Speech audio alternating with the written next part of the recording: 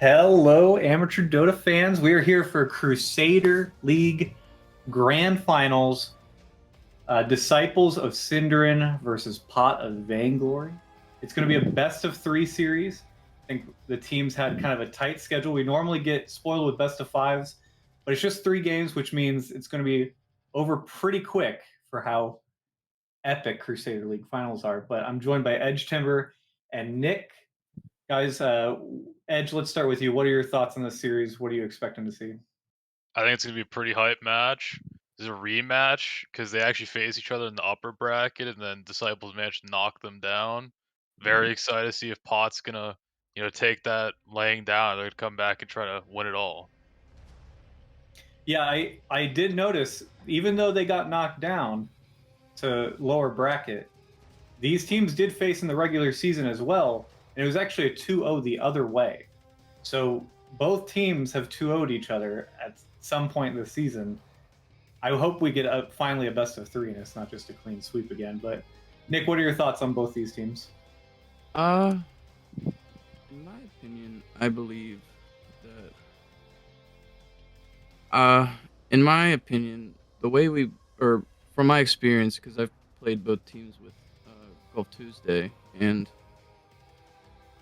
I in the matchup, I feel like Disciples of Synderen might have a edge, just based on the last game. They might be winning or riding a high from the 2-0 last week, but I definitely think Pot of Vainglory. I've been looking over their past matches recently, and they've been doing pretty well coming off that loss. So I expect something big. I definitely do think that the more recent series, obviously, is the one we're going to be looking at, since that's the one that just happened, the knocking down. But that series, even though it was a 2-0, was kind of close from what I understand. The first game, it actually looks like Pot of Vainglory kind of threw. They had a 10K lead early in the game, and then it just looks like had some.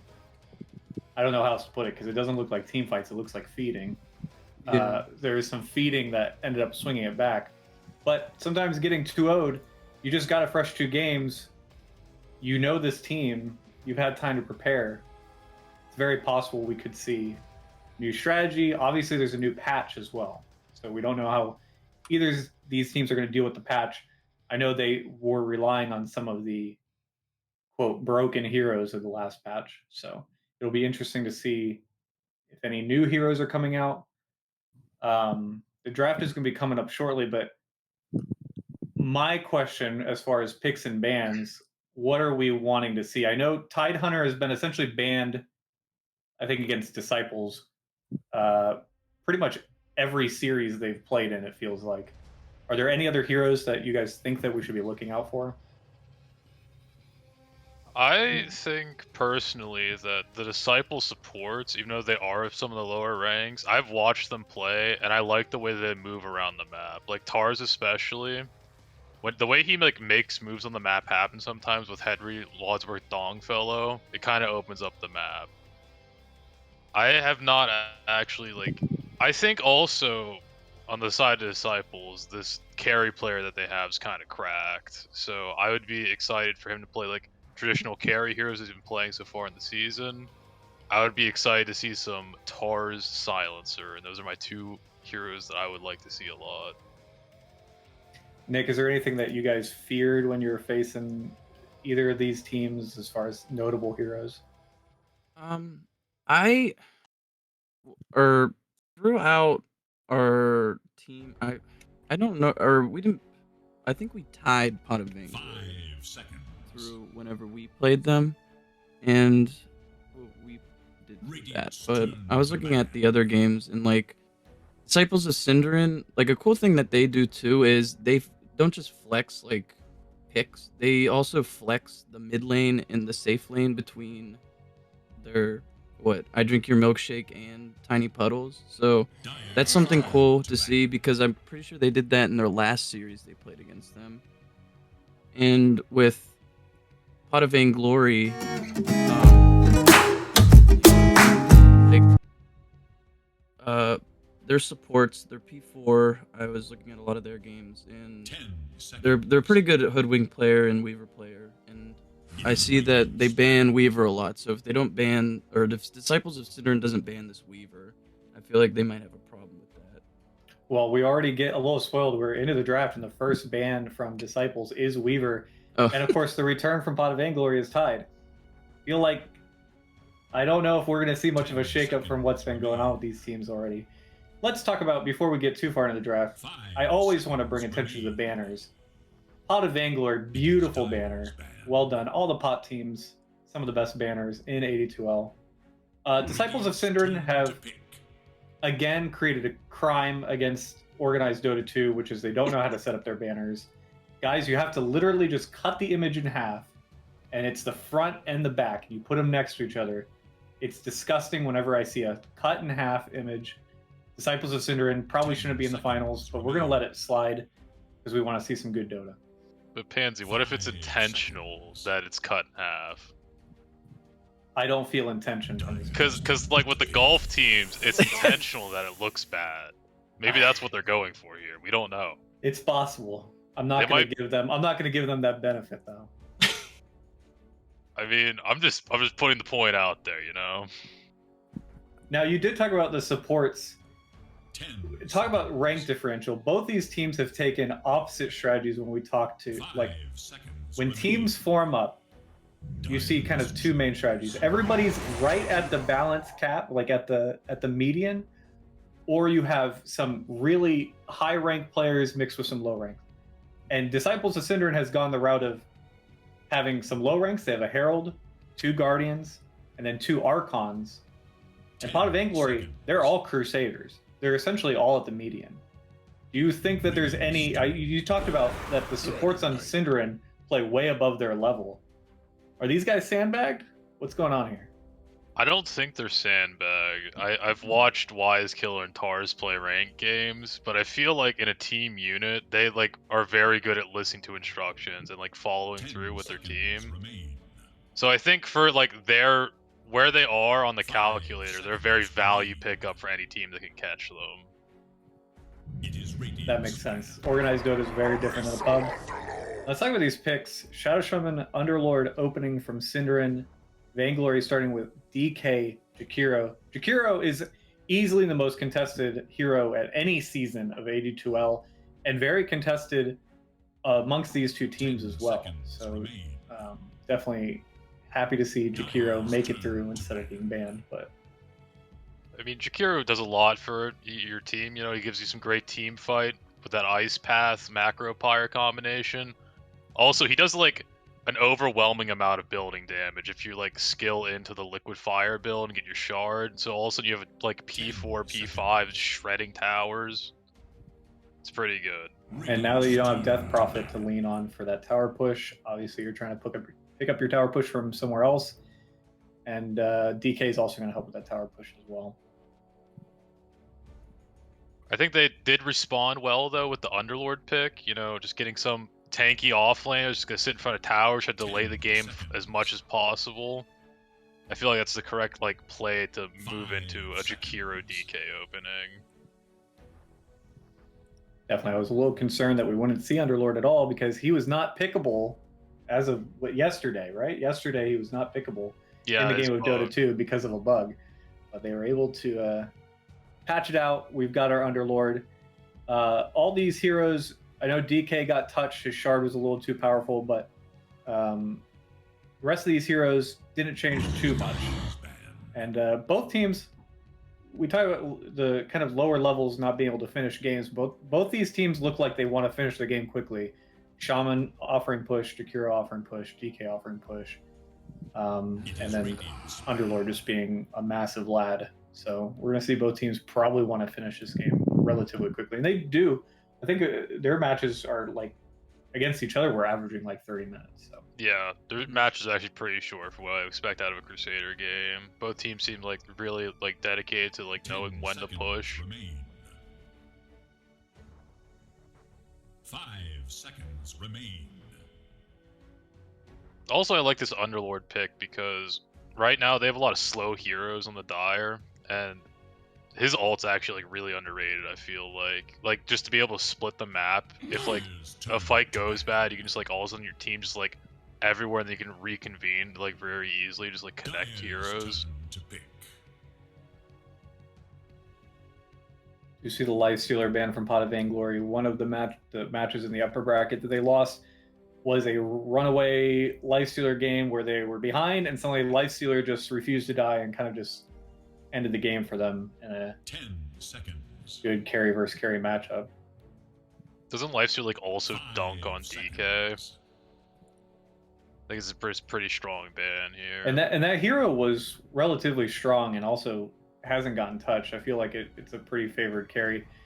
I mean, anytime you can have a carry that can sit in a lane by itself and not need to be babysat and not need to sit in a triangle for 30 minutes is probably a good hero to pick up. Radiant must choose. Phoenix, that's a fun one. I think that's the first kind of different look I've seen in this draft. It's been a bit since I've seen a Phoenix in a game. Radiant's turn. Yeah, and then instantly countered with the Snapfire. Yeah. They don't want that egg around. They want that egg gone. Instant snap up there. They might have been expecting the Phoenix. I'm not sure. I didn't really see it. As far as They're the P5 on Pot of 10 Vainglory. seconds remain. One of their number one heroes, Phoenix. 5 That's good to know. seconds. And to be honest, yes, Snapfire is a counter to the Phoenix egg. But as a Phoenix player myself, you kind of look at counters and you're like, all right, I'll just play better. Like, I'll just put my egg in a better spot. Yeah, you have to understand where the egg placement's gotta be. Yeah. Mariska has arrived. And Get Willow the Tars very Willow. often picked. Yeah, very often picked by Synderen as well. Yeah, Tars likes playing this hero. I feel like he does normally very well on it. So I'm excited to see it be picked for him. 10 seconds. Radiant's turn to ban. Sniper. There's a big question mark right now. Is this a mid Snapfire? Is that what's going on here for the side of Synderen? I would assume so, yes. Yes. Because I'm like 90% sure Puddles plays that hero. Yes. 10 seconds It's got an remain. ocean, not a puddle, you could say. I would say that, yeah. 5 seconds Nice remain. one. What are your thoughts on the sniper pick? You know, if you're, I don't mind picking sniper at that position. Like before these last two bans, you get two bans to cover it. And honestly, at this point, they don't have jump or not very good ways to get to the sniper. It feels like sniper could have Radiant's turn a to pretty ban. good game, especially with a DK standing out in front of them, with a Phoenix there. I like the sniper pick. You obviously need to cover it with these two bans, which it looks like they're doing. They get rid of Anti-Mage, probably another jumping core to go next, but it's totally fine to pick it before that last phase as long as you get those two to 10 cover. seconds remain. 5 Yeah. seconds.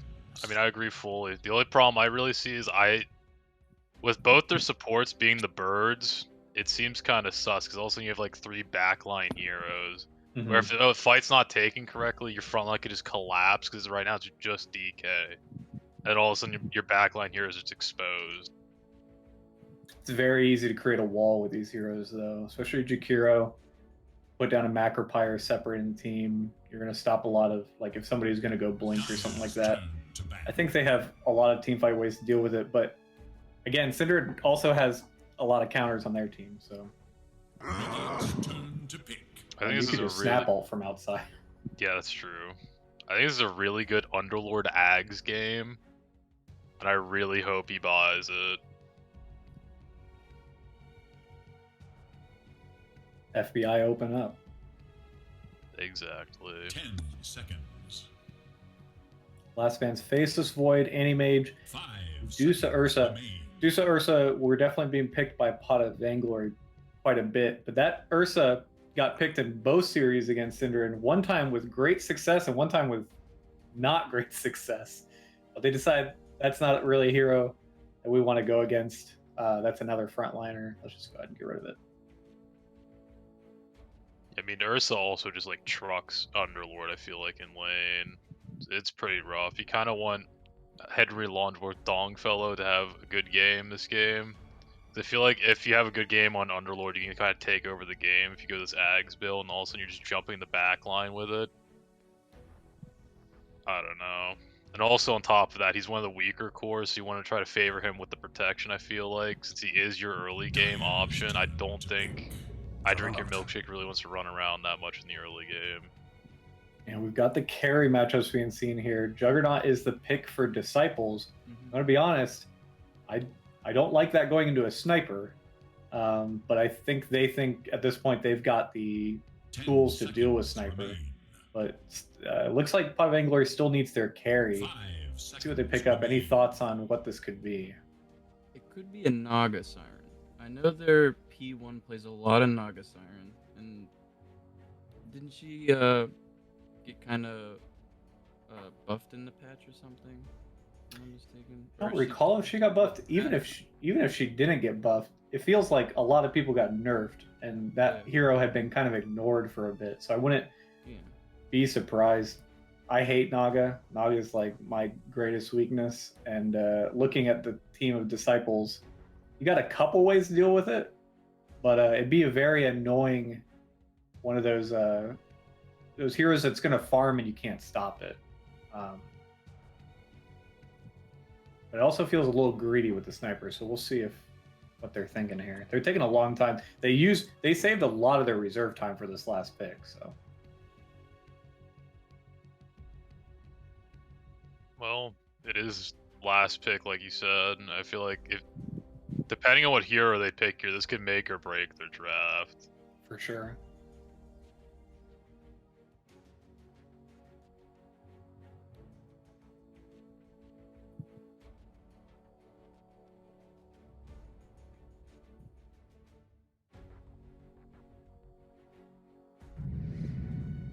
Okay, Wraith King. Now that is a frontliner if you can pick one. And man, let's go ahead and talk about predictions. I'm liking this Pot of Vainglory draft. I think they just solved a huge problem they had. As you said, that DK was the only one on the front line. Now you have a Wraith King there. I don't know how you get to the Sniper. I think Sniper versus Jug is kind of a rough matchup. But Nick, what do you think about this? What's your prediction? I think you're definitely right. Where it's gonna be I feel like the challenge is going to be getting the sniper, especially in the big fights, because you got these two big frontliners, and if you can't really get around them and kill the sniper that's doing probably most, if not a lot of damage, and that's gonna either make or break the game, in my opinion. Getting that sniper. Edge, what do you think? What do you think about this? Who you got? Right now, I've got Pot of Vainglory. I mean, I feel like their stuff's a lot easier to execute. I feel like if you're Disciples right now, you really have to pop off on this Snapfire and on this Underlord to even have like a chance of winning this game, unless lanes go like horribly for Pot. Yeah, I think the laning phase is definitely going to be the moment of opportunity. You've got a Jug Shaman, you've got a Will, like you've got great laners, Underlord. So we'll see. That's going to be probably the most crucial point of this game, see if they can get a lead. But we're going to go ahead and go over to our casters. Licky, go ahead and take it over. All right, thank you so much for that. Thank you to our wonderful panelists for breaking down the draft for us. I'm joined here in-game with Kiara to get you guys everything you need to know about this game that's happening, you know? Kiara, how's it going? It's going good, Licky. Glad to be here. It's been a hot minute since we've been doing Once stuff. a season, that's what we say, right? Yeah, I think this is the second time, so we're breaking the rule, but it works out. That is true, yeah. We got to pause so we can talk about the game more. How convenient. Shout out to the book club. Yeah, I agree with the panel. I think this Wraith King last pick was really good. And I love Sniper and DK together. I think my team ran this combo, or a very similar combo, a couple times last season. Going high ground's like so easy with a reliable frontliner like DK, and then they have a Wraith King and a Phoenix Egg. It's going to be really hard to jump the Sniper, because if you do, there's the counter initiation from Jakiro and Phoenix, and you have to get past the front line anyways in the first place. And none of those heroes really jump. Like the only one that I mean, even Jug doesn't. Like, you would need a Blink Dagger on Jug, right? So it's gonna be interesting to see how they actually get to the sniper. Continue. Yeah, it's so dependent. I feel like every time I see this sniper hero picked, it's either like amazing or it's just like gets killed like 17 times in the game and can barely do anything. It's gonna be like this sniper's like BKB timing and also like really good positioning. Because like Underlord Pit can do quite a bit if sniper doesn't go 4-staff, and Phoenix isn't really a 4-staff buyer. Jakiro is, but that's really it. No one else is really planning to pick up a 4-staff in this game, but I don't know. I'm interested to see. A Jug Blink could be kind of hype. Yeah, I think Jug Blink will be hype. I think the key for Disciples early game is going to be this Underlord. He has a favorable matchup against Wraith King, really at all stages of the game, but especially in the lane. If they can get their lane off to a good start and maybe pressure Vainglory a little bit earlier, they definitely have a good shot. Oh, potentially a little shenanigans around the room. Looks like the Bramble is gonna keep them away, and it looks like 2-2 trade. Sniper the one going for the deep rune. But it is mid Snapfire versus Sniper. I almost said Snapfire twice, but you've done a little bit of mid in your life. Ever happened to come across this little matchup before? I have not played the Snapfire versus Sniper matchup. I actually have played a couple games on Snapfire mid. In the most, I guess, the last few patches, she's been coming into her own as a core. The Snap Hero is really good. I mean, she pushes waves very, very fast, and she gets like an early Blink Dagger and just roams. And because you max Q these days, like, you just have this reliable slow with a lot of good nuke damage. So I actually think theoretically she should be pretty good against Sniper. She doesn't really care about these long range heroes too much. I love her animation too. It's actually one of like the better ones. Yeah, I think it's actually it should be slightly Snap favored at least for a little bit. She has some nice strength gain as well, so her damage is going to ramp up, especially with the bracers being purchased. Curious to see if Sniper goes all in on the no shrapnel build, or decides to get a few value points here and there. Yep, we do have a best of 3 series here tonight. It is not a best of 5.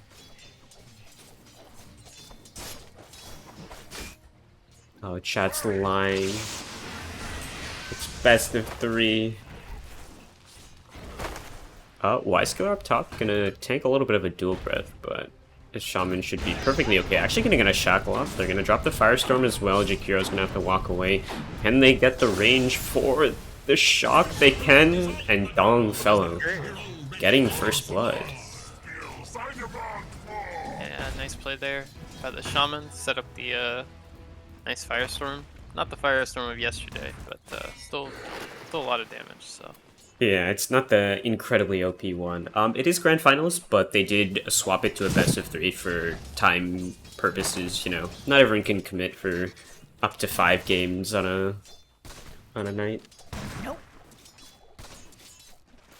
Oh, Jug down bottom has spin, but I don't think so. has to be a little careful. I do like the fact that Obadog down bottom did go for the stun early on. They're getting really good harass against this Jug, who has opted for quick boots, so it doesn't actually have a lot of regen to mess around with. Stun coming out.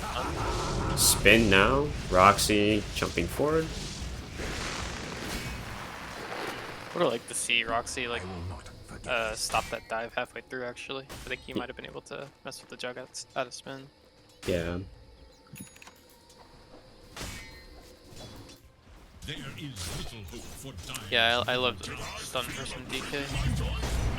It's just so valuable and nice. These lanes are going pretty well for offlaners in terms of equilibrium. As I say that, Jakiro is obviously going to pull here. Nice stack pull as well. It's a huge wave going under tower. Yeah. Double wave for Good play from Dongfellow. and the value small camp plus wave. The offlaner dream. And they're blocking it as well. Wise Killer. Nice sentry, just ready to go. Got the shackles down. They're gonna drop the firestorm as well. A little bit of damage onto the hero, into the wave. Courier's gonna get snagged. That's Helm. That's pretty big. Yeah, that's huge. Wraith King has no items because he rushed the helm. Oh yeah. He actually just has none. There's the second cell for Jug bottom, so not having the greatest game of all time. Still not too behind in CS.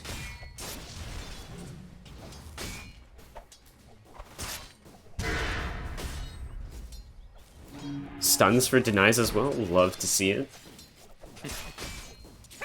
Yeah, any laner that can just deny pretty reliably is really frustrating to play against, and it's just like a snowball effect. Yeah. Every deny is like more frustrating than the last. Oh, stun going on to the Jug again. Does have a spin available, so we'll have to pop it pretty soon, otherwise he'll burn down to the spirits. Now going on to Roxy. The Phoenix has no dive available. Will go down. Obidog needs a little bit of speed, but Jug actually is going to deny to some Alpha Wolves, so it's going to be dead for longer, but no gold. Yeah.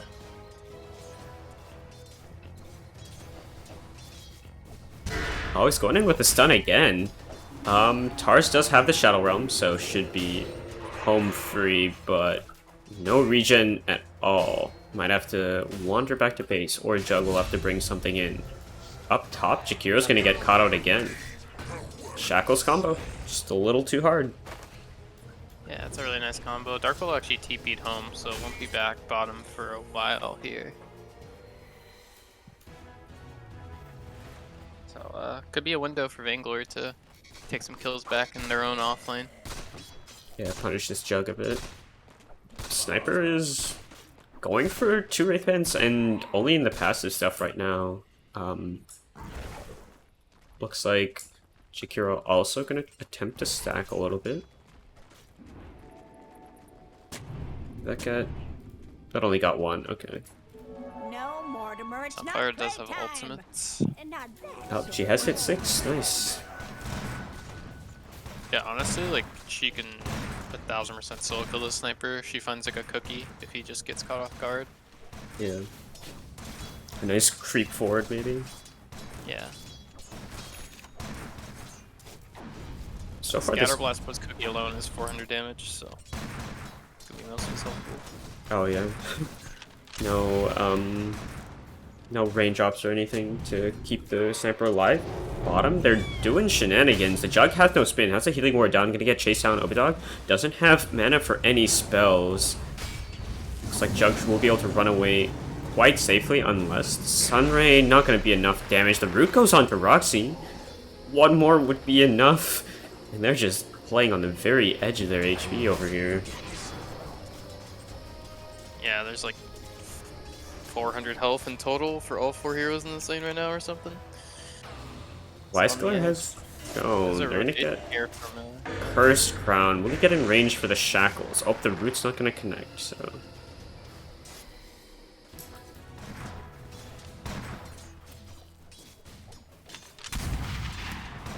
But as has been pointed out, the Pit Lord is going for the more old style aura build with the mech into Greaves. I can't say I favor this build, but it potentially has its place. I'm not sure about this game when jump and catch seems to be like the way for success. Yeah, I mean, it's not like a bad build, like nothing about it got nerfed or anything, but I think the Atos build is just so good right now. Like, not only because they need catch, but just it's just like easier for Underlord to play the game. Yeah. Guardian Greaves, I don't know. Guardian Greaves feel bad to buy, and like I also feel like position 4s right now get a lot more gold than in the past. So like, just tell me +4 to buy these. Jug? Oh, it's playing on a sliver of HP, just hitting creeps. That is scary. Might have to go. Yeah, he's going all the way back to base, and Will will be the one to hold this tower. Fortunately for Disciples, they are absolutely owning top with this Underlord, so there's that. Force Wraith King in the jungle, maybe they'll still be able to rush this tower, but kind of hard into a Jakiro.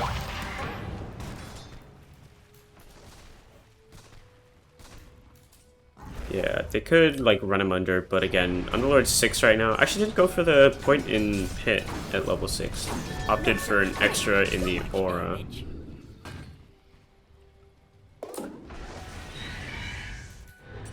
Again, Willow and Chug still down here. I do like the fact Chug's at least going for Maelstrom. None of the Battle Fury shenanigans. Tars. Yeah, I do like Maelstrom. This is definitely a game where you need to do damage during your spin. Yeah. So, like the shard Oh, build eventually. I heard Mortimer's going mid. Sniper gonna get caught out here. Just needs one more glob to connect. And Puddles is gonna get it. This'll sap some of their starch. Finally gets that kill you were talking about earlier. Yeah, it was kind of a funny sight because Sniper almost always wants to run away from his target, but he had to like run towards the Snapfire to get within the range. Yeah. So he's kind of just screwed. Yeah, nice heads up play. He's only 900 gold from this Blink Dagger, which is like a huge timing for Snapfire. She can just make so much happen on the map. Let's have the Arcane boots as well. Another shuffle up top. They're looking for PVC pipe. They should be able to net this kill quite easily. Another dual breath to delay, plus the ice path. Unless he could juke. The boots are in the backpack. Oh, one more tick would have done it. Oh, the boots. Shock range? Oh, they didn't have mana. The boots would have saved him, but Dongfellow gonna get the kill now. They do have the Wraith King coming in. He's gonna get a large crit onto the Shaman, and now Roxy going forward. Doesn't have the egg just yet, but we'll do a decent amount of damage with the level 3 spirits, plus the Sun Ray. Dong has the mech as well, if they feel so threatened, but... Yeah, nice heads-up rotation by the Wraith King. His skeletons were busy farming jungle anyways, so he had the free time to kind of go and pick up a kill and some XP. Yeah. The fact that these skellies give charges now is actually kind of crazy. Like, you just leave them, and then you're just back to full skeletons somehow. It's kind of crazy.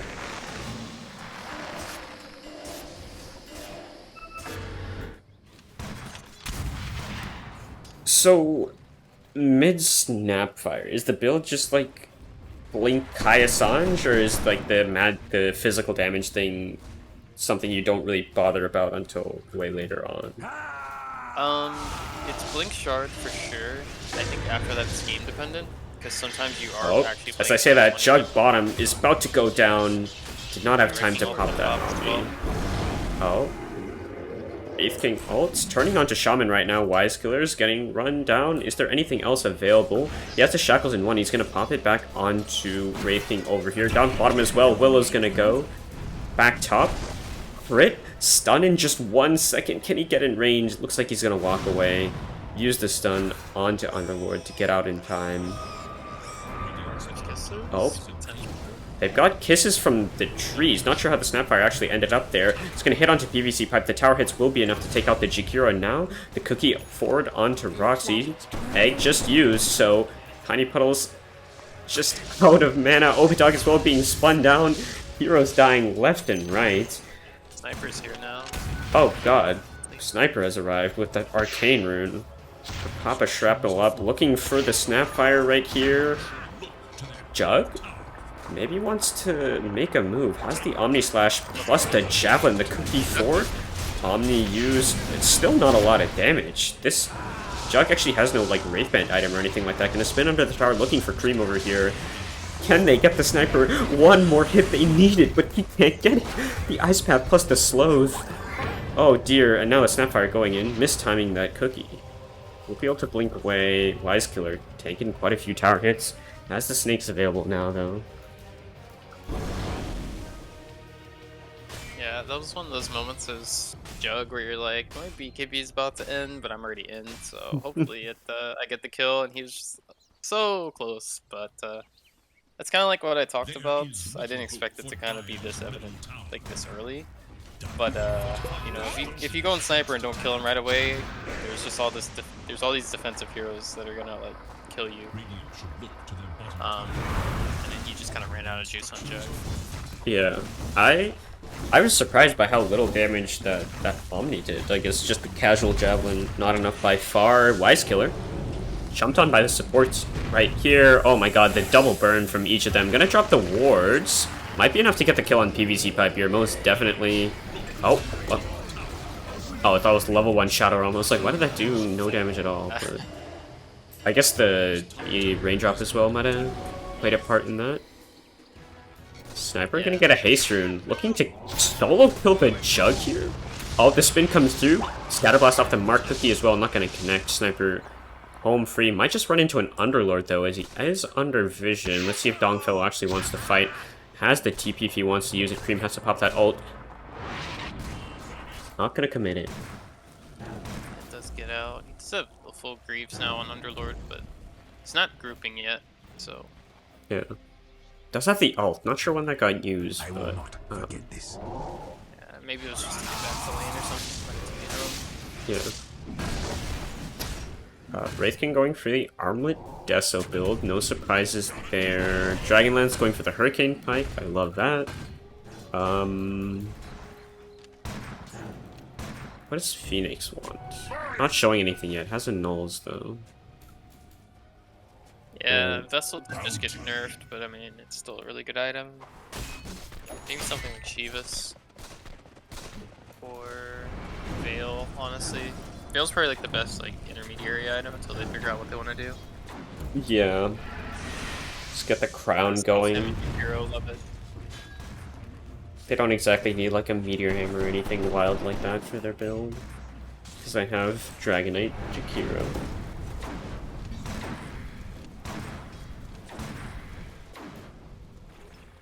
Yeah, Underlord working on the pipe now. Yeah, I like the panels, but I think it was Edge Timber just as the Ags and Underlord too. Like I feel like if you're gonna go one pseudo aggressive item, Oh, Wise Kill? Walking forward, they're gonna get the Shackles onto the Phoenix right here, but Sniper as well on the other side, beating into the Underlord. Now Wise Kill left a little alone here. It's another team has managed to disengage, will be left behind. The Fear off the mark, not gonna hit onto anyone. And now 5v4 in the mid lane. The Jug actually running way back, so 5v3.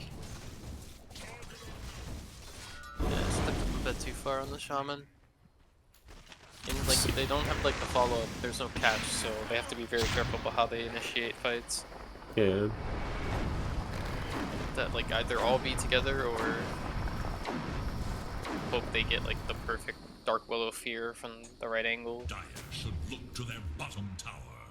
Vainglory's draft just seems so much easier to execute, like DK stun into like Egg or Ice Path, or even this Wraith King just wanders in and crits like a low health support. Sniper caught in a root, but doesn't seem like they can actually connect. Yeah, I think Vainglory definitely like. I think if nothing happens, Vainglory win this game. Like it's the onus is on Disciples based on their drafts or based on the 2 drafts. And Disciples are also kind of playing a little bit passive. Like Snapfire hasn't been that active even after having Blink Shard. Underlord has all these like aura items, so he kind of has to play passive. Dire's middle tower is under attack. And that really just benefits Vainglory because they have like these 3 cores that scale so well, and the Phoenix who scales well too.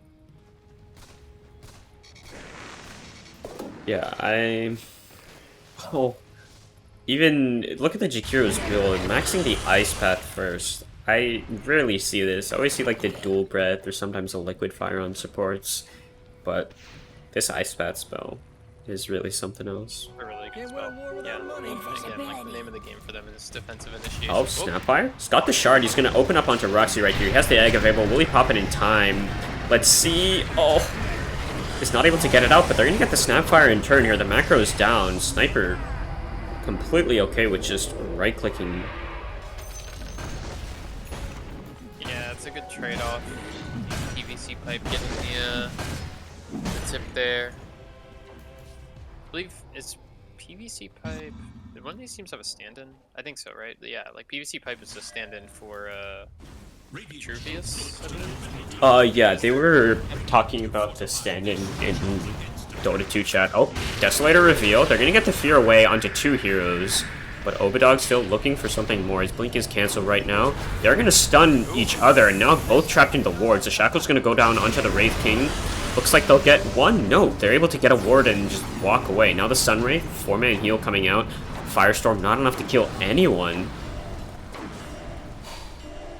Now Wraith King can just go hit some creeps, lifesteal up, and then re-engage if they want.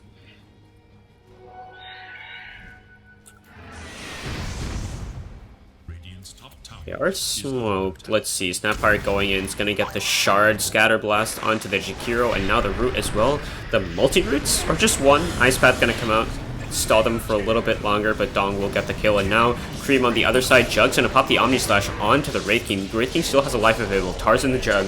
Kind of far forward in the triangle. Now they have to be careful. Large crit onto the Willow. Half health gone. Buyback out from the Jakiro as well. Other side, Tiny Puddle's getting just destroyed by the Sniper. Unable to find any hero to connect on. Is going to die from the burn damage as well from the Phoenix. And now the Egg, held for so long. Jug's going to spin to maybe just get away in time. Going to find a Haste Rune as well. The stun not going to connect onto anyone. Not able to find the stun either. Hopefully they can just convert to maybe a mid tower here. Yeah, once again, like, Middle tower is under attack. the Snapfire initiation is really good. Like, I like what Snapfire represents, right? Because her blink is the catch that, like, we in the panel said that but it isn't enough. Like, they need, like, everyone to go in at once. Like, I almost want them to just, like, skate onto the back line, you know, and, like, go on the Sniper or something. Just cause some chaos, because, like, no matter which of these, like, 3 squishy heroes you go on, the other 2 do so much damage that you're gonna get killed if you don't have BKB when you go in. Yeah. You know? It makes things, like, really, really tricky. Like, it's so hard to approach these fights that you almost have to play for pickoffs, and the line is just not built to do that either. Like, they're definitely making their draft work as best as they can, but it is a tricky one, for sure. And yeah, I like the way PVC Pipe is playing, you know, as a stand-in pause 5 here, like, just taking some ganks. You know, he's 0-6, you know, I remember, like, he got a tip from his Sniper a previous fight, but, like, it got them a kill in the enemy mid, so you take that trade 100 times out of 100, you know? Yeah, I think Vainglory is really well right now. Sniper did pick up a Grove Bow, so their issues with catching this hero is going to get a little more difficult. Snapfire as well has a Grove Bow though, so Jakiro's setting up kind of nicely in the trees here for potential defense. They're just going with the Wraith King. He has the Blink Dagger. He's going to get hexed up. Cookie to back away as well. Oh, there's the stun. There's the crit. 675. One more hit and Shaman's gone. Now Obadog following up. Nice Shadow Realm to dodge it out on Tars. He's going to use the Fear as well. Does he have a TP available? He did. Now going to get a little bit of burn damage from the Phoenix. And oh, they're chasing in. The stun, the Assassinate. Both supports going to go down for Synderen here. Or Disciples, I guess, is the better name. And now into Roche. Yeah, perfect time to go Roche. I mean, I love the rotations from Rape King. Just staying conscious of when fights are happening and just whacking the Shadow Shaman. I mean, it feels really bad to use your whole combo on Rape King as the Shadow Shaman, because you use it and then, like, even if you get his first light, you have to run away or you're gonna die. Yeah. And that's if you can even kill him with it. This honestly feels like a dream Wraith King game. Like, they picked a really solid... Like, you can basically murder any support you want. You do pretty good against the Jug. They're wrapping on PVC Pipe here. Drops the macro, though, so they have no wave. And now the Jug gonna spin up. They spotted the Sniper out. They might just get onto him here. They've got the wards dropped as well.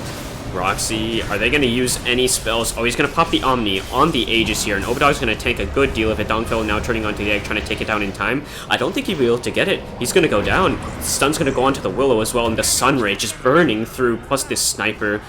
ignoring these wards completely. No cares about it. Wraith King in the backline is going to get the kill into Tiny Puddles. They're going to get the stun into the Shaman as well. Wise Killer going to go down, going to take a crit to the face, and Jug going to pop the spin. But there's so much physical damage. This magic immunity does nothing at all. The cookie buyback getting him a little bit of distance, but now the double stun forward. Both carries being pushed around the shackles. It's not enough to save him. Wise Killer is going to die back into the game, and now probably the Snapfire as well. They've taken like 8 kills for just the price of 2.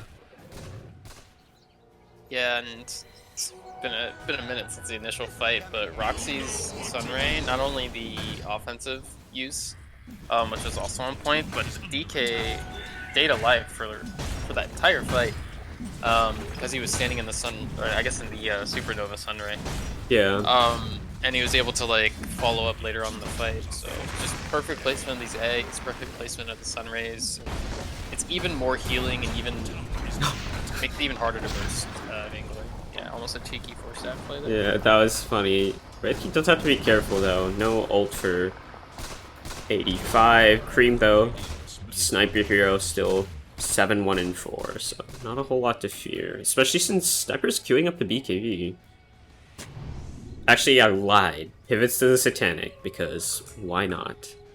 Yeah. I mean, honestly, like, it is a little crazy to say, but Satanic and BKB would do the same thing, right? They would both per Underlord and or Willow Root. And if you have BKB, like, Sniper's not a hero that is going to BKB and then run in. He's going to BKB because people go on him. And like Shadow Shaman, if he has, you know, Blink Dagger, which he doesn't, he's not gonna have it anytime soon. But like, Shadow Shaman can insta hex Sniper, so like technically BKB doesn't help. But something like Satanic does, because if you see the Shaman coming, you're just gonna walk away from him, and you have all this save on your team. Yeah. So I don't mind him skipping BKB here. He also or actually he has a BKB. Oh, I've been juked again. Wow. Yeah. I agree with your point though. Argument for no BKB. I mean, it makes sense. There's really only like stuns is what makes Satanic kind of bad, but this Shaman so far, I mean, he got on the Sniper that last fight because it was so spread, but they've been pretty good about the Ice Path and like the DK stuns. So. Yeah, I think if he had Hurricane Pike, then I think he could go Hurricane Pike Satanic. I guess because he doesn't have Force Staff to get out of roots, like it's fine to go BKB. Yeah. But either way. They want to go on the Wraith King tops, crits onto the Jug, the stun not going to connect thanks to the spin there, and now it looks like they just want to disengage the portal out. Should be enough. Do they want to do something dumb and follow the portal? Looks like no. Obidog though might find Tars, gonna blink the wrong way unfortunately, and now Snapfire TPing as well. Everyone from Disciple is able to escape with their lives. Yeah, Vainglory had just smoked when King had gotten engaged on. I actually kind of wish they had just stayed in the smoke and like flanked them. Because they mass DP'd instead, and then they were unable to like get any kills off of it. I think they would have caught them off guard if they had just stayed in the smoke, or at least on a couple of the heroes. Yeah. Get a scythed up look for something, but BKB on Wraith King now as well. ooh, they're getting all their timings and cleaning up these outer towers with ease. I guess the one benefit is that they are now all top to push out the final remaining outer tower.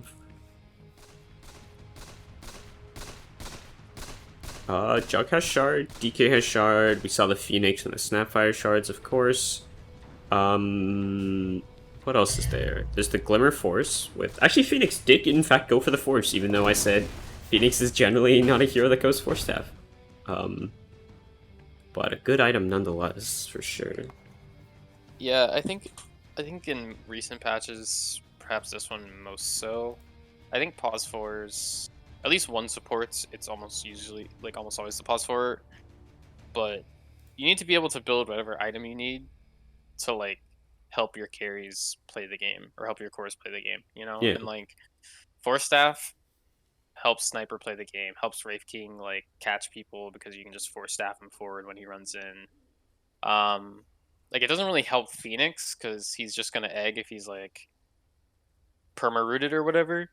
But, it's a nice item. Like, it doesn't hurt Phoenix that much. This hero just has so much damage in his kit anyway. And there's nothing that really screams to me like Phoenix needs this item this game. You know, you can kind of build whatever on Phoenix this game, you'll be fine. Like, I guess the only other item you would build would be Lotus, which would be also a good option. I mean, maybe he'll go it. He's got 2,300 gold save right now, but yeah, I like it for sure. Yeah, I mean, I think I've never seen a game and like, damn, my support bought a 4-staff. You absolute clown! Why would you do that? Yeah. It's like 4-staff, I guess sometimes for Glimmer, but like the magic resistance that Glimmer offers is just so crazy that like it's always good, even if they have like an invis hero. Like 50% magic res, and if they already have like any innate magic resistance through like an ability or like a casual hood or something, like it's a crazy amount of survivability. Yeah.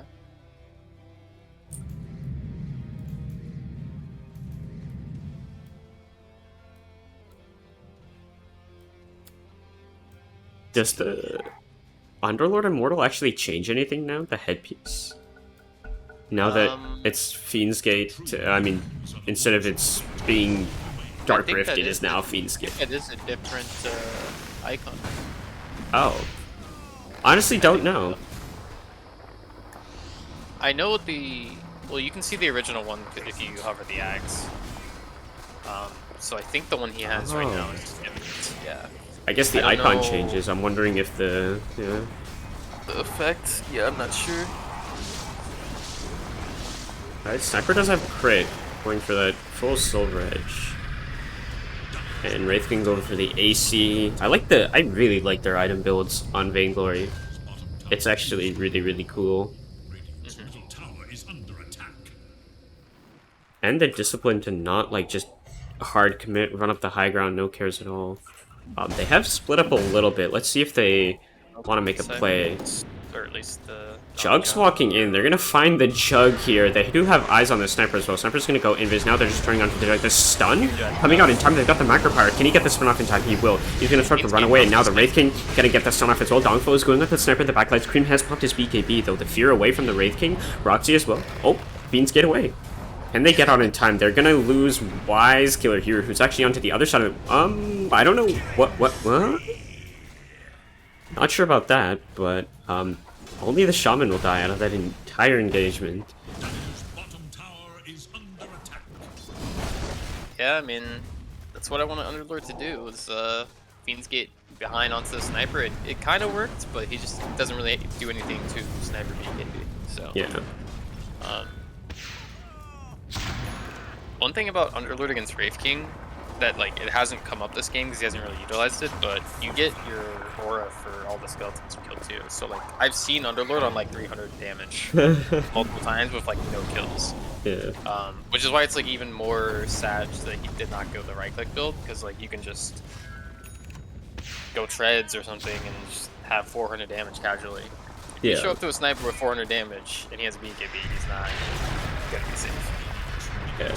Doesn't really matter as much. I mean, just even like an Atos though, like we're seeing like their long range catch being like the issue, because you can't rely on this pause 5, or not pause 5, I guess pause 4 Shaman to get everything done, and the Willow, like a spell like Bramble isn't really like an engaged spell.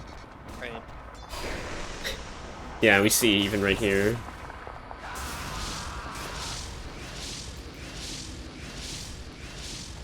Jug just has no way to get to them. It's like he's always like 2,000 units away from the Sniper. They do have this ward in the triangle that's spotting the entirety of Disciples moving in here. Let's see what they want to do. Looks like they're gonna smoke up.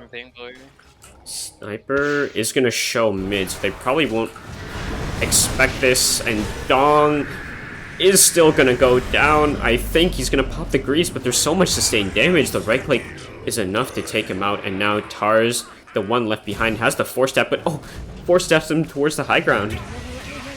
And Sniper, easy game for him.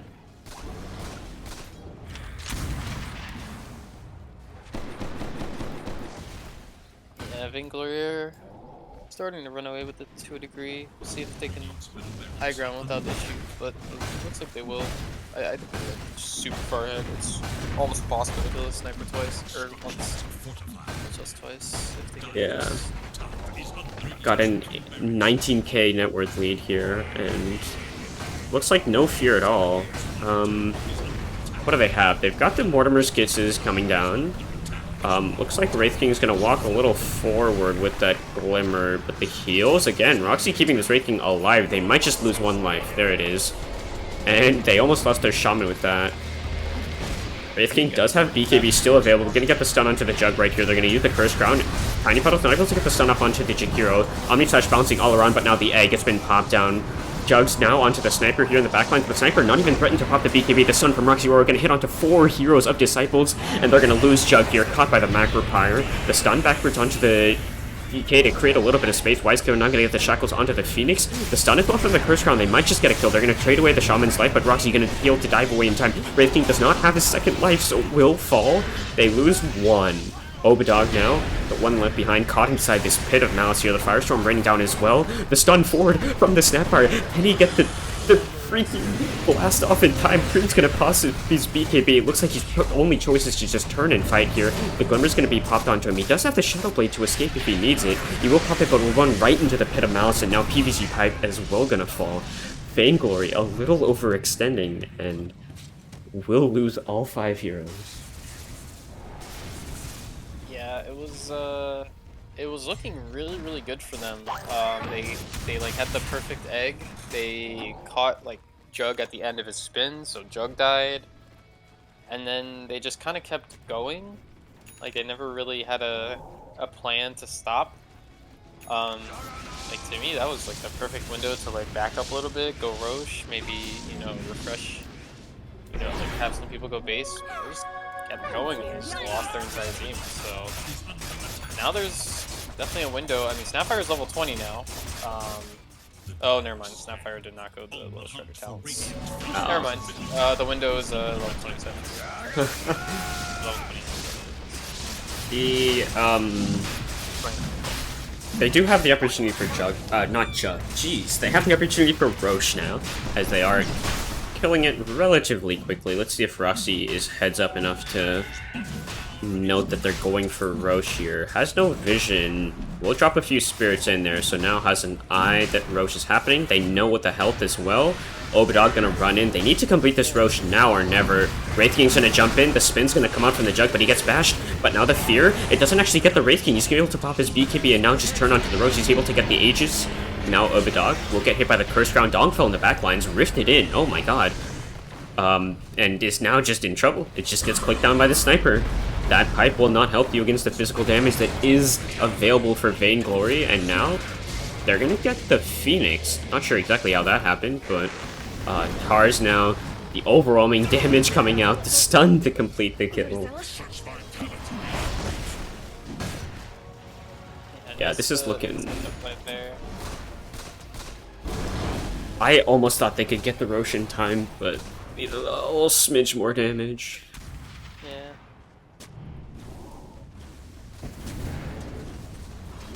And now, oh, they actually haven't got that last Rex bottom, but they will most probably get top as there's no buybacks available for the supports. They get the stun off onto the Jug here. Do they have any follow-up? He's gonna pop the Omni Slash. Obadog's gonna get ripped apart by this one right here. Now the Mortimer's Kiss is coming down as well. They've taken out one life from the Wraith King. He does have that Aegis though. Was able to snag that. BKB coming up in just a few seconds. Gonna turn on to Dog here. Cookie gonna go the other way. Blast not gonna connect fully. They actually have this ward down as well, so the Sniper basically has free reign.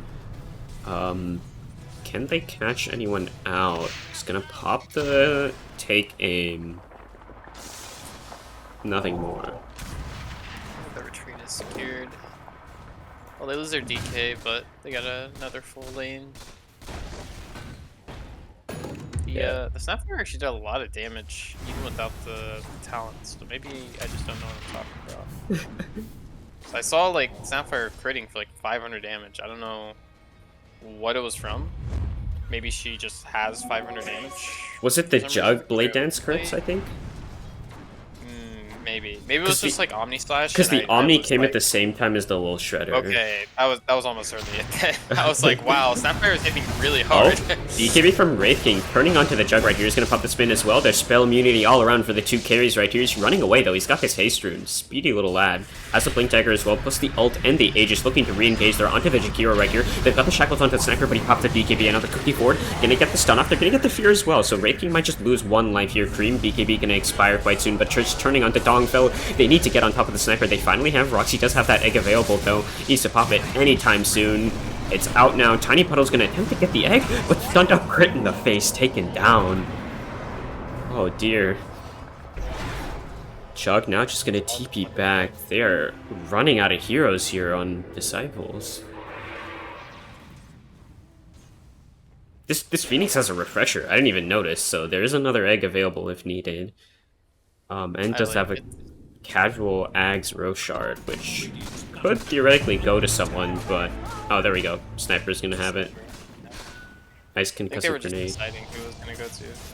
Snapfire has to be careful. The E-Blade's gonna come out, but oh my god. The damage from the Sniper here. Jug tried to go forward, but he's immediately stunned up by Obitog. He needs to get some spell off. He's gonna pop that Omni Slash, but a lot of it's gonna bounce onto the creeps here. There's still a good amount of damage coming out. Cream gonna pop. That's Satanic. It's not enough. Obidog's gonna pop the BKB as well, but there's no heroes available. The Wraith King's gonna be respawning quite soon. He does have that ult available. It has come up in time, and now finally this Jug is online. They have the Curse Crown plus, oh my god, keep the Rax alive. Keep it alive. They're gonna get the spin, the stun. Wraith King's gonna fall. This is life. The last one available. Gonna pop the BKB. Just hit the Rax. Oh no, he's not gonna get the Megas. Oh boy, Vainglory's still not able to close out the game. That was a Snapfire buyback at the very start of that fight, but they're holding. Snapfire's playing for that level 29 Simon. Gonna be huge. But no, like they have a lot of tools to deal with Wraith King right now, actually. It's getting like controlled up pretty well, so Yeah, outside they're of the... going Aethos and Underlord as well. Oh, let's go. Dark Willow's technically close to Shard if she wants it, so it'd be another set of roots. What does she have flying out? Oh, yep, has a Shard. Shard, okay. I mean, so another cool steal for Wraith King.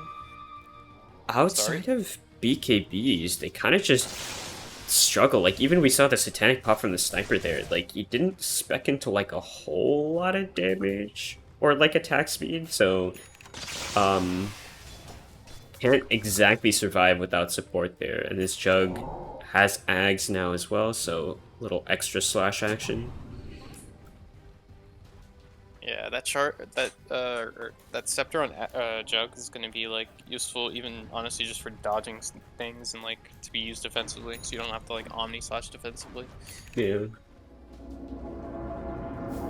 Fear the Tars Willow in Twitch chat. That's really funny. Yeah, it seems like they kind of do. I mean, Tars is 0-7, but has been doing quite a bit in these fights with these Fears and Roots.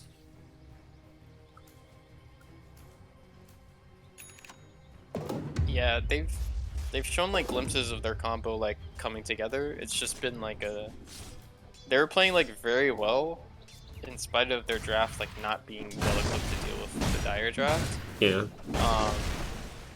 Wraith King? Like, playing pretty well. It's just gonna go for this right here. They're gonna have to get rid of him. Source Flash's gonna be committed right here, the stun. Okay, they're gonna get quite a bit of damage onto the Wraith King right here. The first life will most probably be going pretty darn soon. Not just yet. They're gonna get the stun off onto Wisekill right here. Caught inside this fireball. Mortimer Skits is raining down. Obidog has no BKB to use. Gonna get Force Staff away. The Curse Crown, though, gonna hit onto the Jakiro as well. Roxy gonna pop a very aggressive egg here. Can they take it out in time? They can! This egg is gonna go down. They're gonna lose the Phoenix, and now the root onto the Sniper right here. Do they have anything else to follow up to catch him? No Atos completed just yet. And it looks like the 4 heroes of Vainglory, satisfied with the Megas, will back away. Yeah, I mean, he did die placing the egg, but covered the retreat, I guess. Not the worst thing in the world. Like, all 5 heroes of Disciples focused on the egg, which allowed his team to run away, so... Sniper was like, oh, that's the opening I needed. Let me just run. Oh, Wraithkin going for the overwhelming blink into Bloodthorn. Very cool. Looking to just delete a hero or two. Dragon Scepter now. Axe on That who, is sorry? a way Snapfire. That is definitely a way to get onto the back line. Oh, for sure. Let me turn these game sounds down a little bit.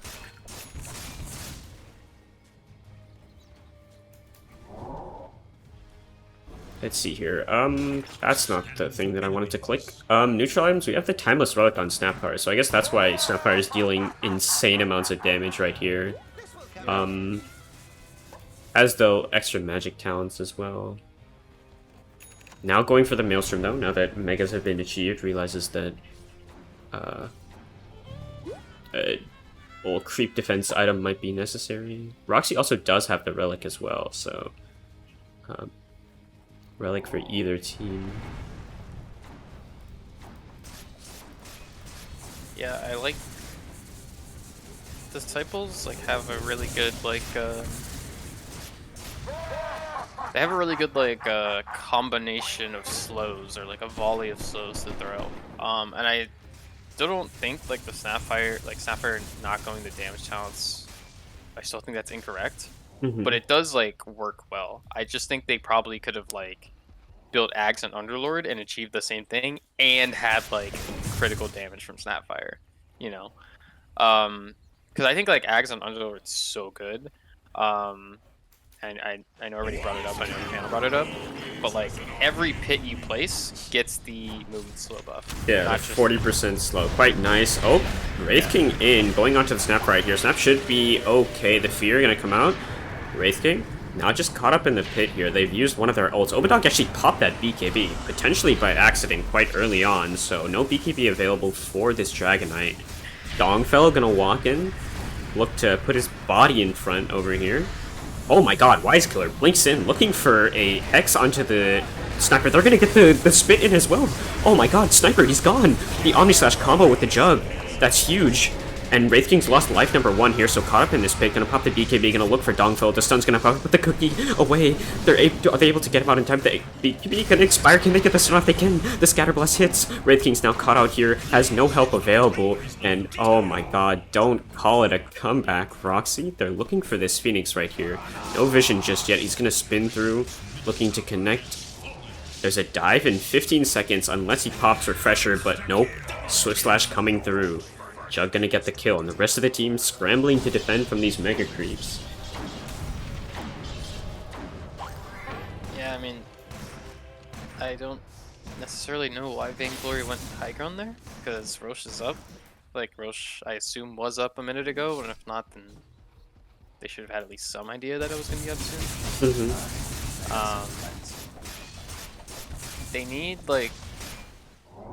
Wraith King's getting like Giga controlled right now, and they need, even though they have this double Force Staff, they kind of have to like use those for Sniper defensively, so they need a Lotus Orb.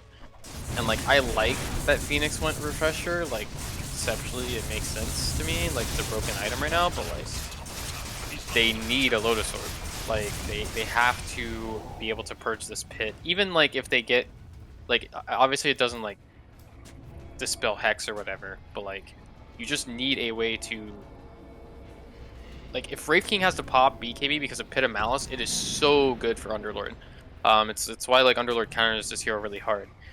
Like, well, besides the skeleton stuff, like, you just force like BKB on a hero that doesn't even love buying BKB, and then like, and he's really sad because like he doesn't have his BKB to actually hit people. And then what do? You're just a Wraith King. Like, you have all this damage and you can't deal it, you know. Looks like the Roche was not Jug has 6k gold. Could go a number of different options. Has the Scotty queued up? Yeah.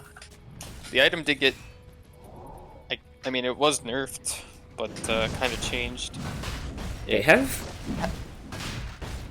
completely ceded control of the Roche, unfortunately, so It's Ag Scepter. Vainglory just gets it here. I assume they Ags on the Wraith King just to keep their heroes alive for a little longer. Yeah, he is gonna pick it up. I like that. Yeah, DK almost has his, so unless you wanted to give him the refund. But I think Wraith King's definitely the play. Yeah. They're like, Chikiro, you can buy it for yourself. If you're a stand-in, we're not gonna give you the Axe Rush. I honestly wonder if they should have given it to Phoenix though. So I was like thinking in a couple of the fights, but maybe they just kill Egg too fast that it doesn't really matter. Oh, you think you like saving the sniper with Egg? Saving the sniper, yeah. Although I guess it increases the attacks to destroy as well by 3, which is, you know, it'd be more than half a little shredder. It's such a tricky item, I think. I think the Wraith King Eggs is just more straightforward, where, like, there's potential that even if, like, one of those heroes dies, they still, like, get their nonsense off. Whoa, Chug. And a Swift Slash forward. Now, Wraith King taking a bit of damage, caught inside the pit. Firestorm as well, but there is the defensive Sun, right? Buybacks are on the screen. Shaman the only one without it. Timer. That's why it's not there. Walks into it, just a casual route, Wraith King. Might just lose, getting force-tapped all over. Wisekiller jumps right into melee range right here. Now Wraith King gonna lose life. Number 1 gonna pop the BKB, and now the Egg's forward. Jug's just gonna turn onto it. So will the Snapfire. Roxy's gone. The Egg's gone down. They're just gonna buy back immediately from the Phoenix, so they get the stun onto both the Snapfire and the Wraith King. They've lost 1 life from the Wraith King. He's gone. His Axe is gonna pop, so the hero's still available in the fight. Wisekiller is gonna go down, no buyback available, and they're looking for more. The sniper right here, can they get onto him? They have the sentry down, but now, oh, Underlord going through with the portal, gonna catch him pit onto the Jakiro right here. Can he get anything else? The Phoenix has bought back into the game, but so with the Wraith King, has the cheese available as well. The Fear gonna hit out onto the Wraith King, not onto the Phoenix though. The bash onto the sniper, oh my god, he still has that Aegis available. The spin coming out, and now the second Egg. Are they gonna be able to take it out in time? Oh no, I don't think it's gonna go down. It's gonna stun, it's gonna kill the Jug. He will have to buy back as well. Every single hero popping these buybacks. And there are 5 heroes from Vainglory though, which is the important thing. Dong gonna get caught out, gonna get E-bladed, but still this Underlord will most probably die. He has the buyback, will pop it as well. Wisekiller as well, back into the game, gonna get the long reach X onto the sniper. Here's gonna get the shackle as well. He's dying to the Mega Creeps though. Oh, they're gonna force that creep in. He's gone further into the base right now, but Jug gonna get stunned up by that ice path. Gonna have to get to the sniper here. Oh, he's gonna Swift Slash over onto the Phoenix, gonna get the bash as well in the backlines. Looks like this Wraith King, he's just gonna focus onto the Ancient right here. He does have the ult available, so even if he dies once, he will still be okay. Obidog as well, trying to turn, he loses the ult. Life number 1, the spin, the bash, he's hitting onto the dragon right here, but can they get the damage? They're gonna get the Mortimer's Kisses. Wraith King, he's getting absolutely owned. Creamy's just gonna pop the BKB, go for the Ancient, and he's gonna get it. Vainglory, finally, in 50 minutes, they're gonna take game number 1. I mean, that was certainly a fight at the end, or a series of fights. I don't even know, but it was a valiant defense from discipline or disciples of Synderen. But they were just a little bit too far behind when they started hitting their combos perfectly. You know, it was just so close. Yeah, it was. Oh, that was really something. I'm a little at a loss there, but I mean, a strong showing, I guess. Showing that it may not be as one-sided as of a grand finals as it seemed earlier on in the game, but we're gonna go to a super quick break, and then we'll send it over to our panel to break down game number 1 and take you all through the draft of game 2.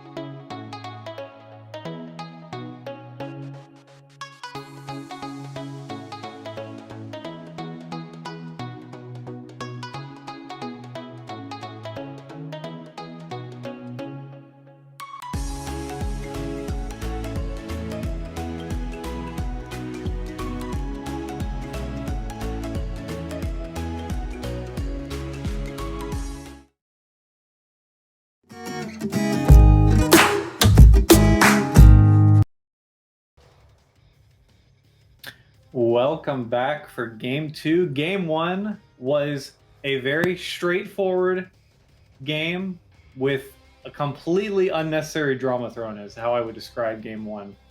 I think we talked about this in the draft, and the casters talked about it throughout the game, but it was just a significantly easier draft to execute for Pot of Vainglory. And for some reason, it just didn't close out quite the way we thought it was. Didn't go clean, but it did happen. They finally got it. Any thoughts after that game 1 about these two teams now that we've seen them together?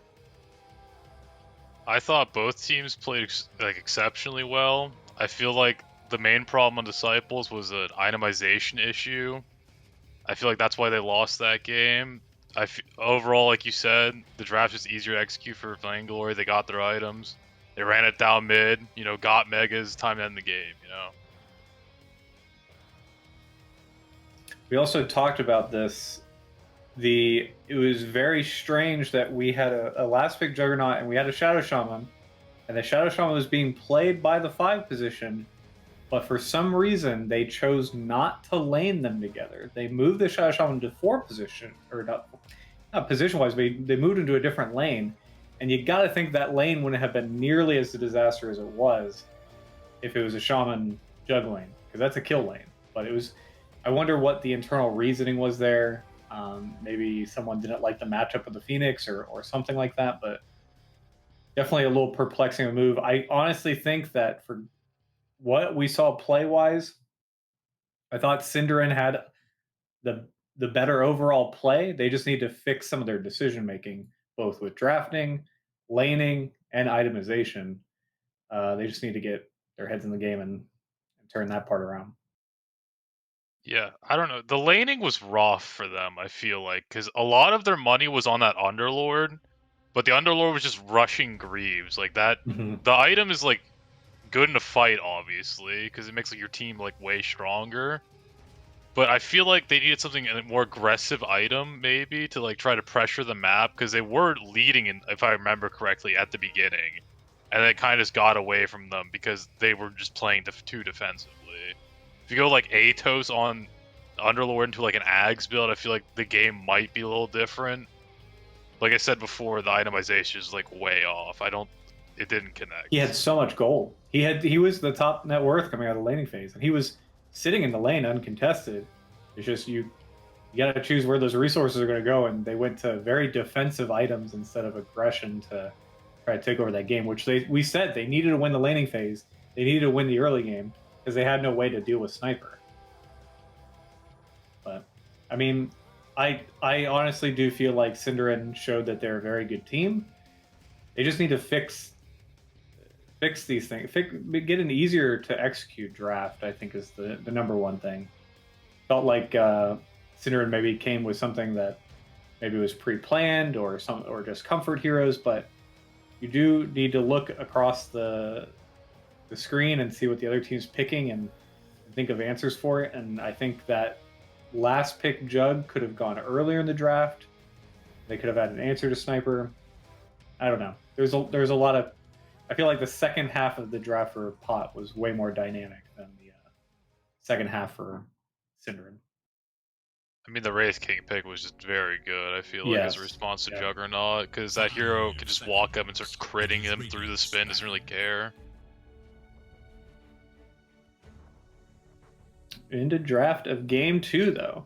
Let's see if anybody changes their bans to respect anything. I don't think there's necessarily a reason to respect anything from that game 1. Nick, do you think there's anything that you would like to see taken out or something different? I feel as though, but the Wraith King really helped them out a lot, especially initiating. And if there is a respect ban, I definitely think it will be on the Wraith King. I mean, the Sniper did well, but I feel as though with the front line they had, it enabled the Sniper to get amass all the kills. 5 seconds. The Wraith King didn't even have a great lane. He was going against Underlord, which you're never going to have a good lane against Underlord, but he really recovered well and became both the front line and the initiation, like you said. And like, throughout the game with the net worth, like once they got out of laning phase, like the Wraith King was really low on net worth, but 10 he second he just radiant must farmed well. He choose. farmed a lot better than the Jug did, and I feel like that's really, like with the carry matchup, that really helped Pot of Vainglory. So we do see a change. We see the Jakiro going. So the Jakiro, again, most picked and banned AD2L, or most picked AD2L hero almost every season. Doesn't matter what season it is. And most banned by both these teams. So you get one game with them. We don't want that. They take it out. And Pot is going to open instead with a Hoodwink, which is a different hero, different look. Oh, and I will say this too. I feel like the reason they did pick the Hoodwink is because now they don't have a stand-in. They're P4. Oh, I forgot. Yeah, we forgot to mention P5 this. or P4. Yeah, They back. put this into free agent or the stand-in chat. They said we need a stand-in for game 1 only. So they get their different player for game 2. Now, I would feel really bad for the stand-in if they lose both games now. For the original roster player, like, man, should have kept the stand-in all 3 games. Can you imagine? 10 seconds remain. Yeah. Hoodwink definitely a different look though. I feel like the hero is still pretty good meta support though. If you can't have Jakiro, I feel like a Hoodwink 4 is also a pretty good answer. You know, has a lot of kill threat, has some lockdown with the bushwhack. The break mechanic's still pretty good. Adds a lot to a team. Mm-hmm. And this Witch Doctor has gotten buffed 10 patches in a row and still doesn't get played. So well, also maybe finally someone's paying attention to him. In the upper brackets, Wise Killer played that Witch Doctor in both those games they won. That could be, or that might be something that helps them out here. They're also willing to flex at either position. I know both Tars and Wise Killer both play this hero. That's a good thing about those two supports is they play very similar heroes. So in the event that they do need to flex, sometimes they flex themselves, as we saw. Yeah. Well, they do that with the mid and safe lane too. Mm-hmm. So interesting. I really hope this is a different build out of the Underlord this game. If it's not, I'm gonna start crying. Yeah, man. The Underlord was a good pick. It was great in lane, but let's get Natos earlier this game. Let's get some aggression. He went brazy in lane, and they just became a large creep after lane. It's so good with so this bad. Paired with this Witch Doctor too, getting Natos. Like, let's hope there's some course correction there. Did the Underlord get the Ags last game? No, but he ended up getting a rod like right at the end of the game. Yeah, I saw he got into a blip near too. Mm-hmm. Towards the end. It is radiant spam.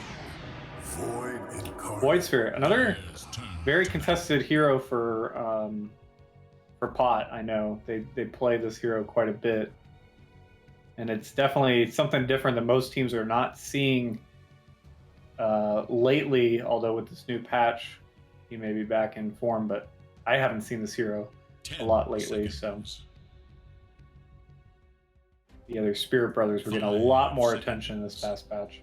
Yeah, I would say that's true. I feel like, I don't know, Void's definitely not, I would say, not the strongest Spirit hero. I feel like Storm is definitely second pick worthy. I don't know if Void Spirit's second pick worthy. Because you can kind of like abuse it in, like, not just in lane, but like in the game. Because like right now, just like they're 3 and one of their supports is showing, you're just gonna pick a Void Spirit. It seems kind of sus to me. Mm-hmm. Unless they really wanted this. Yeah. I guess we'll see. And they can't flex the Void anywhere either. Yeah. I think. Do like this Lone Druid ban coming out. Pot. Synderen's pulled this out a couple times. Definitely one of those things. You don't need to open ban, but second phase, this is Crusader League. We don't need to watch any Lone Druids going around. Nobody knows how to deal with that hero. Just get rid of it. We don't need to see it. And I know they Synderen really likes Lone Dyer's turn. They usually run it with Lich, which is another pick that they like. Mhm. But Yeah, Lich Druid's crazy. Frost Shield on that bear just mauls anything.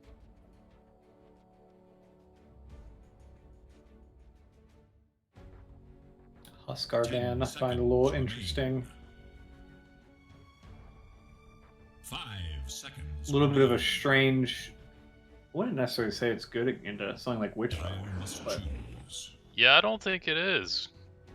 But Pot of Vainglory sees the Huskar ban, immediately bans TA. I feel like that's a good move there. TA very often picked. I think both these teams kind of like it. 10 seconds remain. Really want to know if they're ever going to let that Tidehunter through in this series at all. 5 seconds Tidehunter remain. is banned every single game. Is Tidehunter really that big of a deal? Do you guys think Tidehunter is that scary of a green meanie to need to first phase ban every single game?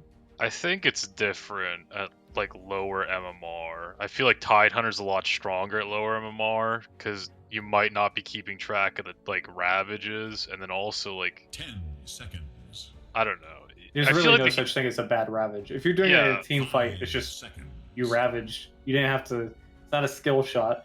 People are stunned somewhere. We can run at somebody. Yeah, it's pretty easy to execute, and I feel like it can probably be exploited a lot more at lower MMR, like I said.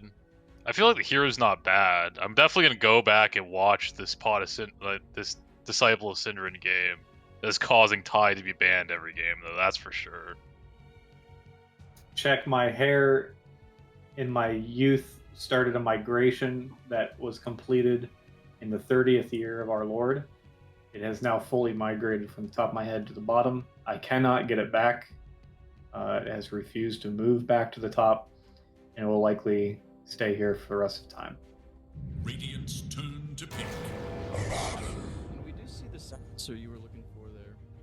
Yeah, we get the Tar's Silencer. Feels very good against Void Spirit, but Abaddon is a very interesting pick. I kind of like it.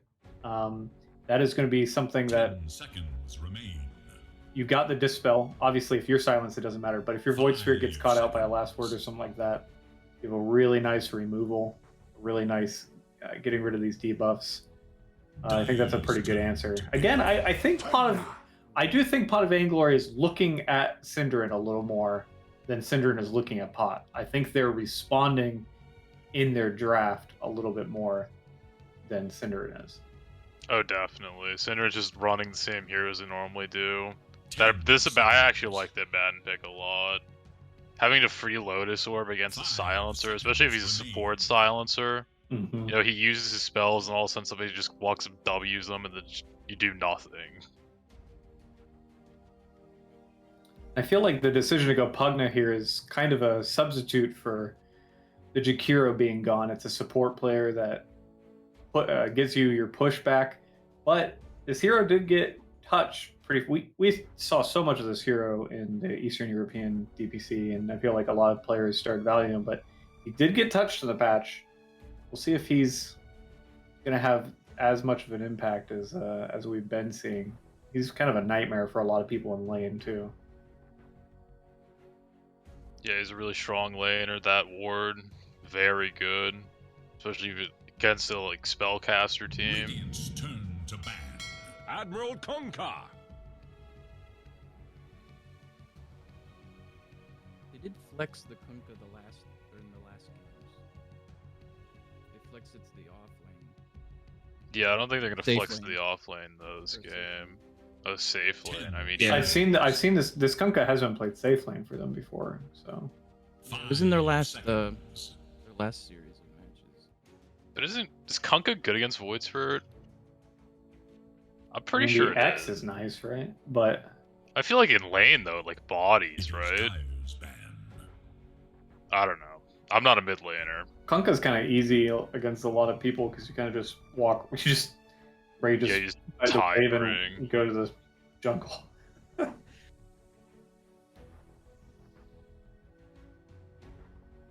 It's also providing some good team fight for. I would say overall that pick's not horrible. You know.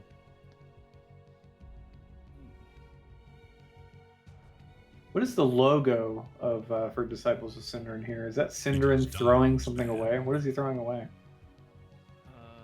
It is Synderen throwing something away. I don't know what, but it was explained to me once, but I don't remember.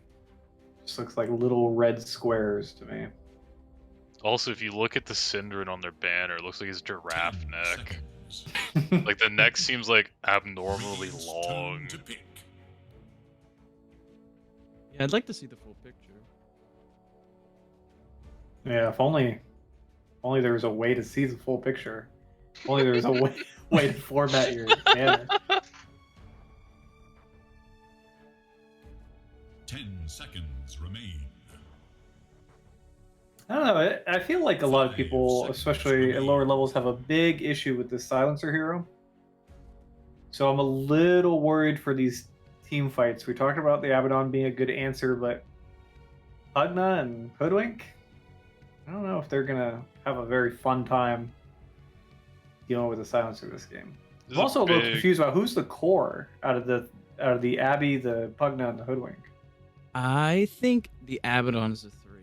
Abaddon's a 3. I've seen their Vitruvius on their team plays a lot of Hoodwink, and the Roxy plays Pugna too. And throughout, like what I've seen throughout all of them, those two play those two heroes more consistently than the rest of the players on the team. So I would think the Abaddon. Dire's turn to pick. Phantom Assassin. Phantom Assassin. Whew. Just want to blow some people up, but against Underlord and Kunkka, are you going to be able to get to people? Is the big question. You're definitely rushing BKB. If this Kunkka gets Water Park, whew, there's a lot of heroes that are just going to die in Water Park. I do like that the Abaddon is going to be getting some farm and can tank up and be the front line, because the majority of this team is pretty dang squishy against a lineup that does not need very long to kill you, and you could be silenced throughout an entire fight and everybody could be dead. This is a big Lotus Orb game. Mm-hmm. Storm Spirit. Storm Spirit is the last pick. The better spirit. The better spirit. Well, let's talk about game 2. For the first 3 picks, I really like Pot of Vainglory, but I really thought that this Abaddon was a 5 and they're going to pick something a little bit more meaty for 3. And I don't think I like Pot's draft as much this game. I think I like Synderen overall. I think again, we talk about ease of execution. Synderen has the easier team. I would agree with that. I think if you're Vainglory, you have to have this PA like pop off this game, or Void Spirit not to get dumpstered. But I unfortunately think he will be getting dumpstered. So like, I would say it's all eyes on their safe lane. If the PA has a bad game, I feel like the game's probably just over. If PA has a good game, I feel like 30-minute PA things will start happening, and all of a sudden heroes will just start getting one-clicked. It's a bit of a concern because Arch is normally not the person that they put everything on. He usually has a lot of deaths. We did see in the Ursa game that was thrown against this team last time. He kind of had a rough showing. But Nick, who's your prediction this game as well? I've seen a little bit of Tiny Puddles Kunkka, and the last time I saw it in the last series a little bit. I think it was the last series. I saw a little bit of it. It did work very well, and I like Storm Spirit in these recent patches. I think he's a strong hero, and with this I think I like Synderen in this game. I just like their hero. I think their heroes can work better in team fights, or Pot of Vainglory might just have a tougher time, especially with. The good thing about the PA too, they can keep it alive better with the Abaddon and all that. But yeah. Well, let's hope that we can get a 1-1 so we can go to game 3. That would be the most hyped thing for a finals, right? So let's turn it over to Licky. Game number 2 coming at you.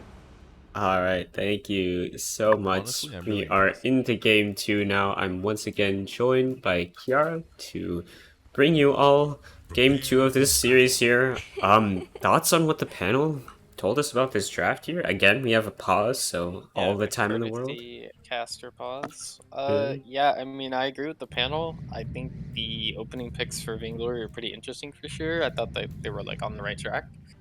And then they kind of like drafted themselves into a little bit, where they picked this Abba, which I think Abba's a good hero, but then they picked Pugna, and now it's like they have no stuns and they're kind of squishy, and they don't have like someone who goes in other than Void Spirits, but it's a Void Spirit trying to go in against Silencer and like Void and Underlord Root and stuff.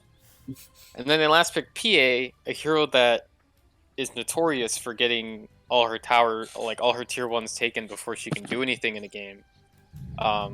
Against like an Underlord and a Kunkka safe lane at that, which is gonna be even more tempo. So I think it's gonna be tough for Vainglory. I mean, I think that Disciples. I think Storm Spirit's still a good hero. It did get nerfed, so it'll remain to be seen like how good it is. But I feel like it has a favorable matchup against Void Spirit no matter what. And, like Pugna and Hoodwink are just gonna get like mauled. Like it's like there's no save. Like their save is Abba shield, but like if you're Abba shielding a support, like that's not fun, you know.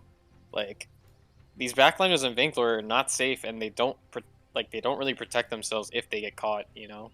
Storm Spirit's like the perfect hero at finding them, and there's Kunkka X, and there's Underlord Root. Like there's just so much. It feels so dangerous for Vainglory to play this game. Yeah, I also Appa's generally better with like these straightforward stuns, but with global he can't even pop the ult on himself and then use the shield on someone else. Like usually, like if it's like a Bane or something, like he could nightmare you and then grip someone else, but then you can just casually pop your ult and shield, but it doesn't work against silences. I also, I don't know, I feel like PA is just so... I've really only seen it succeed against AMs recently, otherwise it's just kind of a little lackluster. I think this Kunkka really needs to have like a solid build, and I think they're fine. I think Underlord will most probably go for that aura type build, and I think it's a little more acceptable this game. Obviously the most optimal one is getting like that quick Atos into like a BKB, but against the PA, stacking armor is like never a bad idea. Hopefully he doesn't go for anything like a pike, just get some quick plate mail based items. Yeah, well the alternative like new Underlord build I've seen is like Phase Vanguard.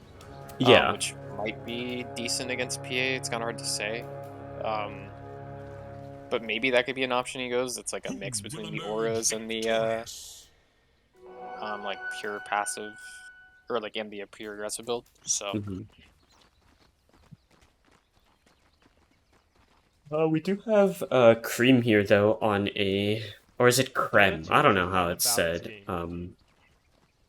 Cream? Void Spirit is now playing I would say that more... word cream, but Cream. I think it's like French or something. I don't know. Creme de la creme. Yeah, Creme here is on the a more active hero than last game. We've got the little spirit friends here mid, both range shapes being secured by either mid laner. Good stuff. I honestly kind of never know which spirit is the one that's like favored in lanes or games. I feel like it's always so like skill dependent. I feel like Storm is like the best one overall, but this Void Spirit hero also seems kind of broken. I know because I was able to succeed on it in mid, so it must be quite good. Yeah, I mean, I think it does vary from patch to patch. They're all so close to each other that you're never gonna like, assuming you have like enough games on the hero, it's really like an experience thing. Like if the two mid laners are even to each other, then like there are some nuances, but like it's usually who's more comfortable. We do have a platinum tier Storm Spirit versus a bronze tier Void, so we'll see how this comfort plays in. Is there just battling up some really good CS under the tower though. Wow, look at that, 11 and 2. Not too bad at all. Yeah. Doing a good job of getting a CS in. taking some harass, but not too much amount. So Yeah, they're running. These lanes are so odd. I feel like I've never ever seen this combination before in my life. Kunkka Witch Doctor versus like, and then we've got the ABBA Hoodwink. Like this is just so so fresh and new, I guess. I guess ABBA's pretty good against the Witch Doctor thanks to the shield, so the Malik does less overall versus this hero, but I can't say I'm the biggest fan of Pause 3 ABBA, but I've seen it work a few times. I think it's okay. I mean, Wraith Pack's a super good item right now. True. And I think that, like, I played a pub with someone who's, I guess, recently spamming Pause 3 ABBA. And, like, the first 20 minutes were, like, a disaster, and then he got Wraith Pack, and we, like, won the game. Like, they never killed us because he had Wraith Pack, and then he would just, like, run in. And they couldn't kill him, and they couldn't kill us because they were busy trying to kill him, so... Oh, maybe that's what he's going for. It looks like he's gonna die. Is he gonna to tick? get He needs to shield. Oh no! Open dog. Well, he was No going for the reset, I guess. Yeah. Got the bracer worth, you know. That's what you say to your team. Yeah. Down bottom though, Dongfell not gonna have as great as a lane here, as PA is now 19 and 7.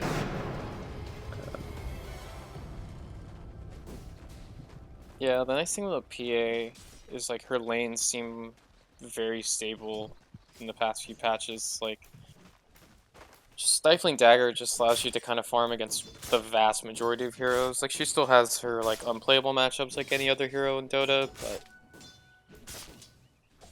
usually she's gonna get at laning stage like at least decently, which is really important because if you lose your lane on PA, your game's like literally over. So. Yeah. It's not like one of those, oh my god, like a CK or like a Deucer or something to that effect. Yeah, you can't just like go hit the jungle and like farm it super fast. Yeah. Oh, it's like Courier was taken top by our Pause 4 that is now back into the game. Was, replaced, what was the PVC pipe? That was the name of the Jakiro first game. Yeah. Yeah, I believe Vitruvius is... I want to say he's actually captain as well, so definitely... Oh, interesting.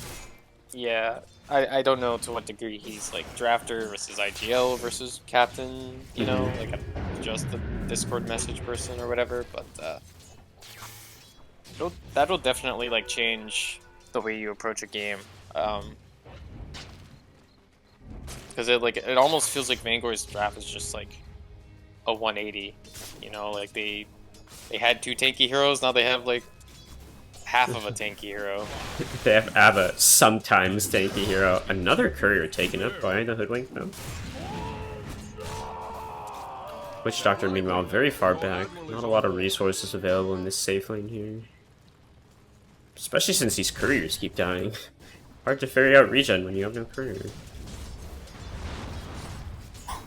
Underlord fighting another ward? Laying up on the ward there, and now it's gonna just get destroyed by that blast. Level 2, and now Tar is getting chased down. PA no cares about the Arcane Curse, will blink forward and has a dagger available, enough to complete the kill. And yeah, this safe lane going so much better for them now.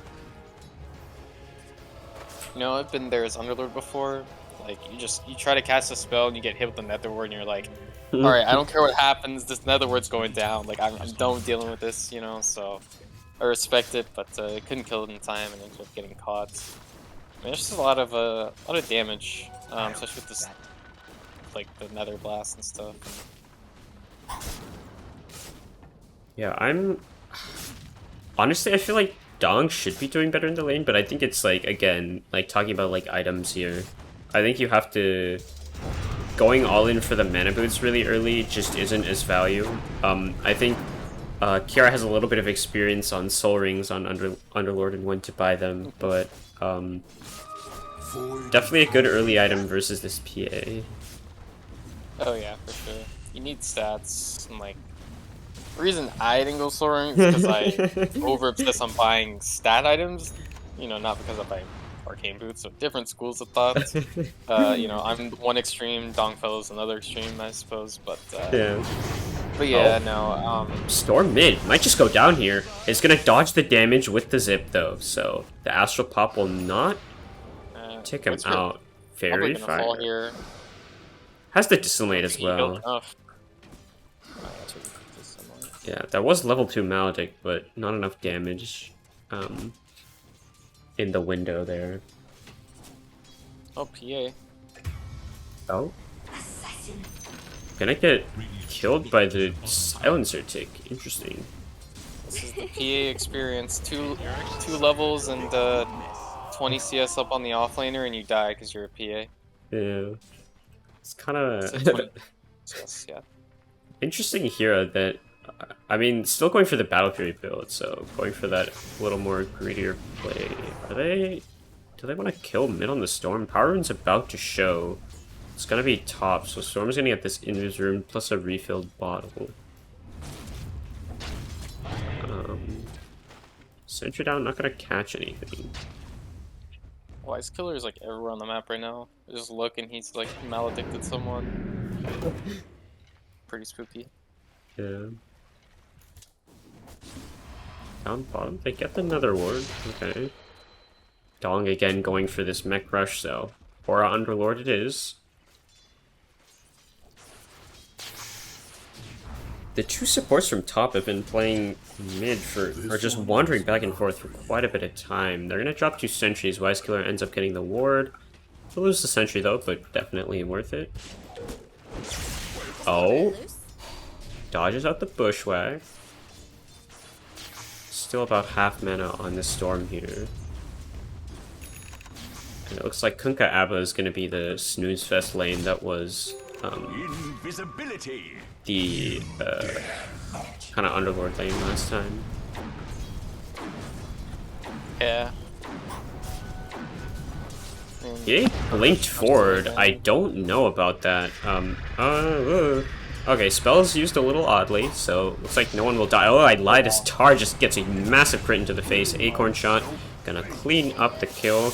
And now that there's no Hoodwink mid, they're gonna look for the Void Spirit, but oh, Storm, Ball Lightning forward, but there is another step. And should be perfectly fine with the bottles plus the Maledict. And even backpacking the items for the extra full region. Hoodwink is made way back here. The stun's gonna come out. Can they get the Bushwhack? They do on to Wise Killer, and that's a maxed out Dissimulate if I've ever seen one. I like it. Oh.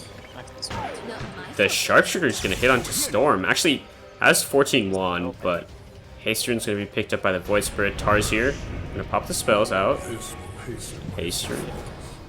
Running in while still silenced. Now that's aggro. They get the Kunkka TP, immediately cancel. I feel like PA needs to be elsewhere. We need a different hero defending bottom. Yeah, maybe sit the not Pugnet efficient down at here? all. I feel like PA was at 50 CS like 3 minutes ago, and it's not because like he just suddenly forgot a CS, but like this is literally just like this is just PA. Like the offlaner at some point just bullies you out no matter what hero it is. Yeah. He's got 2 pieces Battle Fury, but like he needs to go hit creeps. They need Pugna down here or like Hoodwink. Kunkka top gonna get caught by a Remnant. Dissimulate as well. Boat's gonna come out, but not even gonna land. Obidog, as I say that, gets smacked by the shark down bottom. So both safe laners gonna be cleaned up on either side of the map. Tower has been pushed in onto the Radiant side with the siege. They're TPing 2 mid. They might just get Tars here. Roxy's gonna pop the Decrep, gonna go for the Suck here. Plus the Sharpshooter. This is the Pugna Hoodwink combo, but now Krem going in. 8th of Remnant cleans up the kill. They still are pushing bottom, so 1 fort has been used. They have this siege wave.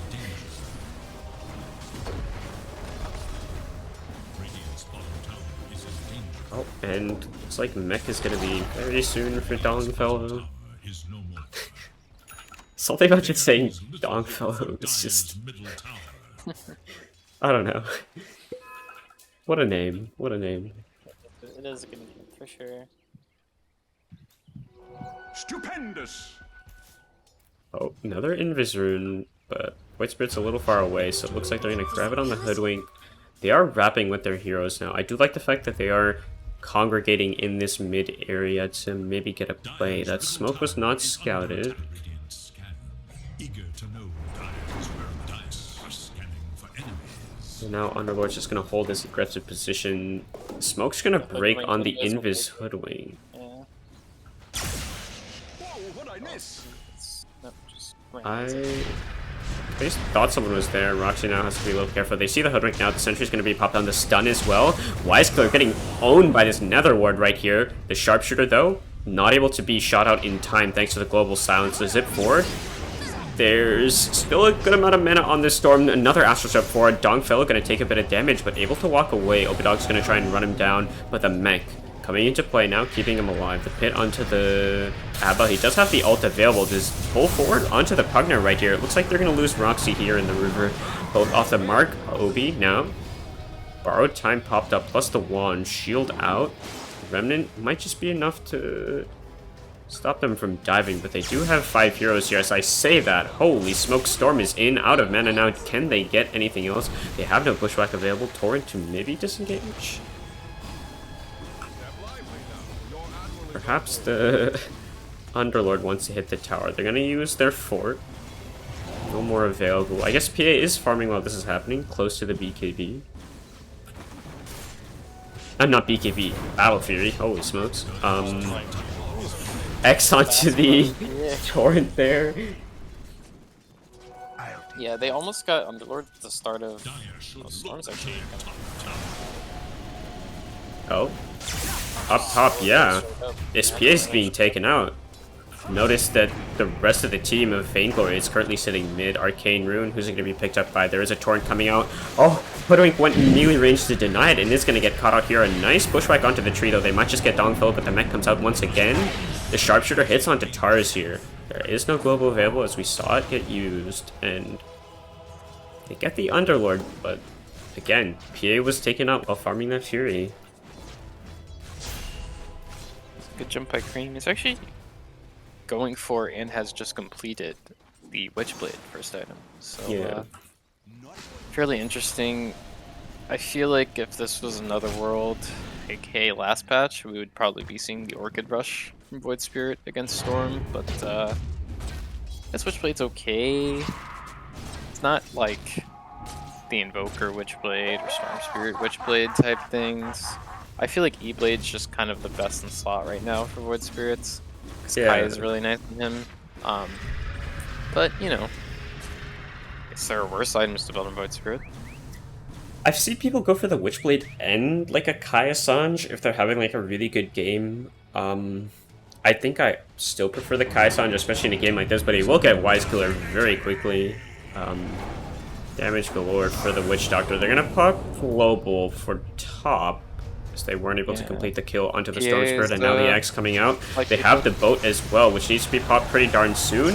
Oh, they didn't get the chain stun, so the boat will be dodged out, but PA still taking a huge amount of magic damage. They're gonna get both of them. Oh boy, and now Pugna showed up top just to feed another ward away. Two heroes here. They do have Rem looking for Tars. Oh, the stun through on the Storm. They're able to get the kill, but now the X4 plus the Arcane Curse, they're going to bring the Void Spirit back in. Do they have any damage? They do. Wise Killer has the ult, has the Maledict, has the Death Ward, and Void Spirit is not getting out of this one alive for sure. Dongfellow going to clean up the streak, and was that a Chrysalis? That was. Kunkka has a first item little crit.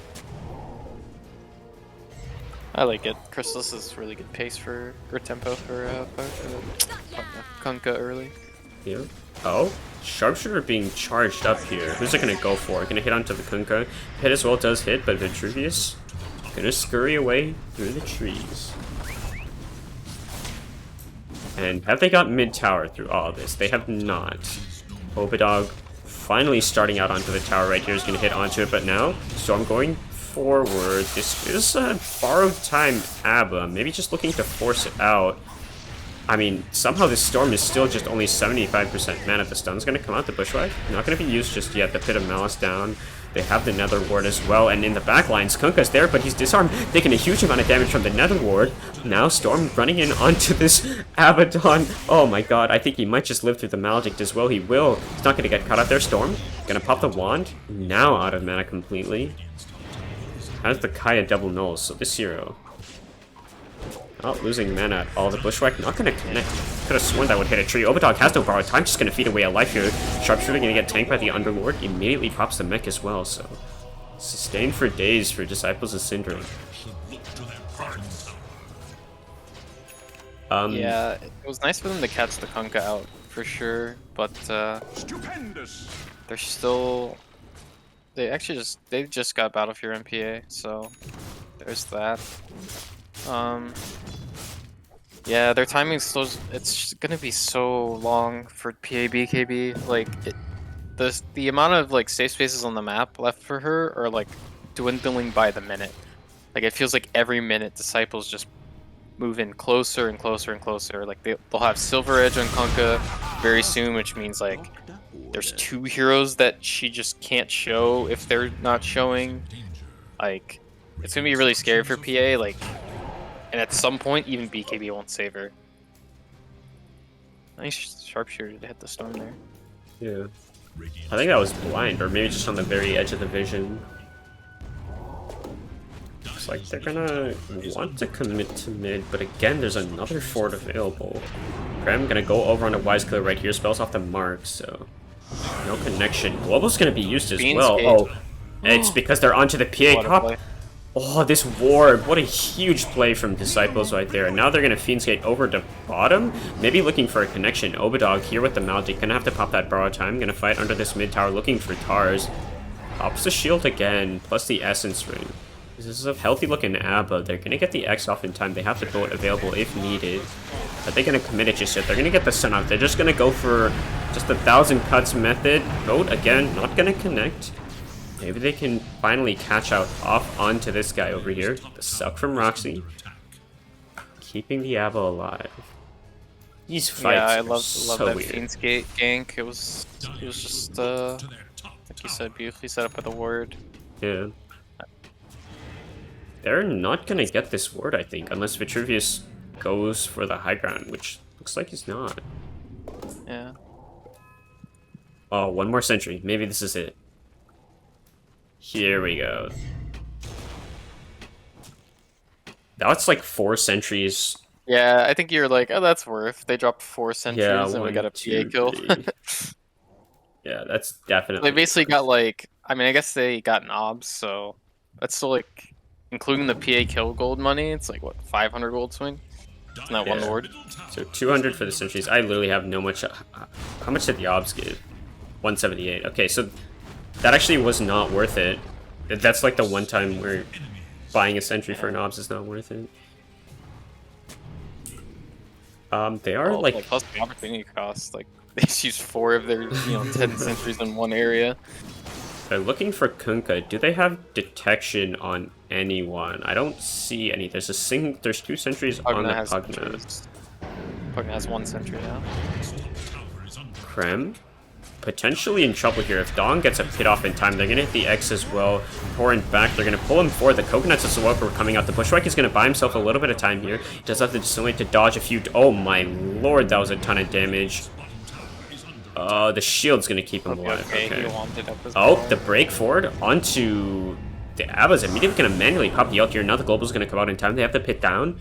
Path's coming forward. Obadog, again, looking a little lost here, is going to get pulled back into the Torrent. The Aether Remnant off to the side. Tars is going to get maybe crit down. Where's the PA's crits?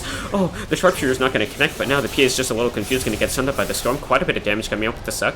Roxy keeping the PA alive for now. Oh my god, that Tidebringer. That was so close. The Torrent off the mark, not able to connect. Oh my god, only 1 hero has died just yet. Now, Storm going forward, looking for the Pugna. Bushwhack, is it going to be used there? It's going to catch onto 2 heroes. And now Void's Grid on the other side. He's going to dissimulate up to the high ground. He has to step away as well. And looks like Hoodwink and Void will both get out alive, plus the PA as well. Those are some raindrops coming in clutch. I have no idea how like 4 of the heroes that are alive right now are alive. I don't know either. I thought I saw like PA and Void Spirit on like 100 health each being ran at by a Kunkka, and they just are both alive somehow. Yeah. And Abba lived like 10 seconds longer than I expected in that fight. Like Storm, I don't know. Yeah, I think global might have been a little too early to make anything out of it there, but also the Abba ult was like really early, so it evens out. And it looks like Abba is going for Wraith Pact as well, like you were mentioning before, so these fights might get a little better for Pot of Vainglory. Oh, Yeah, Voice Spirit? I think it will sneak up on Disciples, like how much less damage they're doing in fights because of that Wraith Pact if they don't focus it. And the Netherward too. Because I believe true. Wraith Pact damage is all types of damage, so I'm not sure if they stack additively or multiplicatively. Because I think like the standard for most things in Dota is multiplicatively, but since both those features are new, I wouldn't be surprised if like, I mean, given Valve's track history recently, I wouldn't be surprised if like it's just like 500% spell damage reduction because someone messed up a number, you know, Yeah, like the decimal point in the wrong place or something. Yeah, like Disciples take damage every time they cast a spell. Well, that's already how Nether works, but whatever.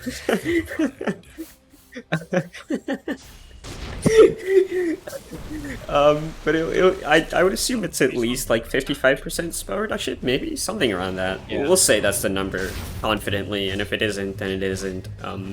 X gonna come forward, no other stuns coming out. They're gonna get the push right forward, but Vitruvius has to be careful. Gonna get hit by the storm here. The stuns coming out. The boat now. Zoning might hint off onto a few heroes. The Void Spirit's gonna go and actually dodge out the global silence because he was in that dissimulate. He has a step to get away.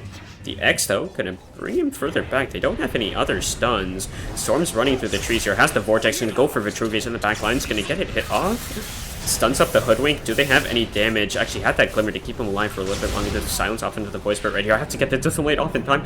Storm almost out of mana here. Busy. They take the damage. The crit, the Tidebringer from the Kunkka was enough, but now PA's finally joined the fight. Coming down, huge pushback, hitting off into 2 heroes. The Battle Fury crit, the Cleave coming out. Dongfellow, he's gonna blink forward onto the Kunkka right here. Can he get a kill onto anyone? Gets the Witch Doctor. Wise Killer's gonna go down. He's getting fogged out by the Kunkka right here. Can he TP away in time? Oh, he's got the blink forward, and now he is finally online. Showed up for just the end of that extended fight. Should be The played as well. Fun and balanced game. Dude, you're actually so good. Dude, that Dota 2 is Pugna a fun and actually balanced did the game. most damage out of anyone that fight. Almost Yeah, the Kunkka like 4,000. tried to go in and just got like all his health drained by Pugna. And I think he does not have BKB for a bit as well. Yeah, like he has a queued now. He was gonna go for Ags, like thank goodness for Disciple's sake that he did not, because you definitely need BKB against the Pugna. Yeah. And now PA has this BKB timing, which you were talking about earlier, where it's like you lose all your like tier 1 towers. Void Spirit mid actually has found Tars here. One more step through, we'll get the kill. Pulse Dong. Zip in Vortex as well. Gonna be committed at some point. Roxy. There we go. The little, what's this thing called? Voodoo Switcheroo is gonna get the kill. Yeah.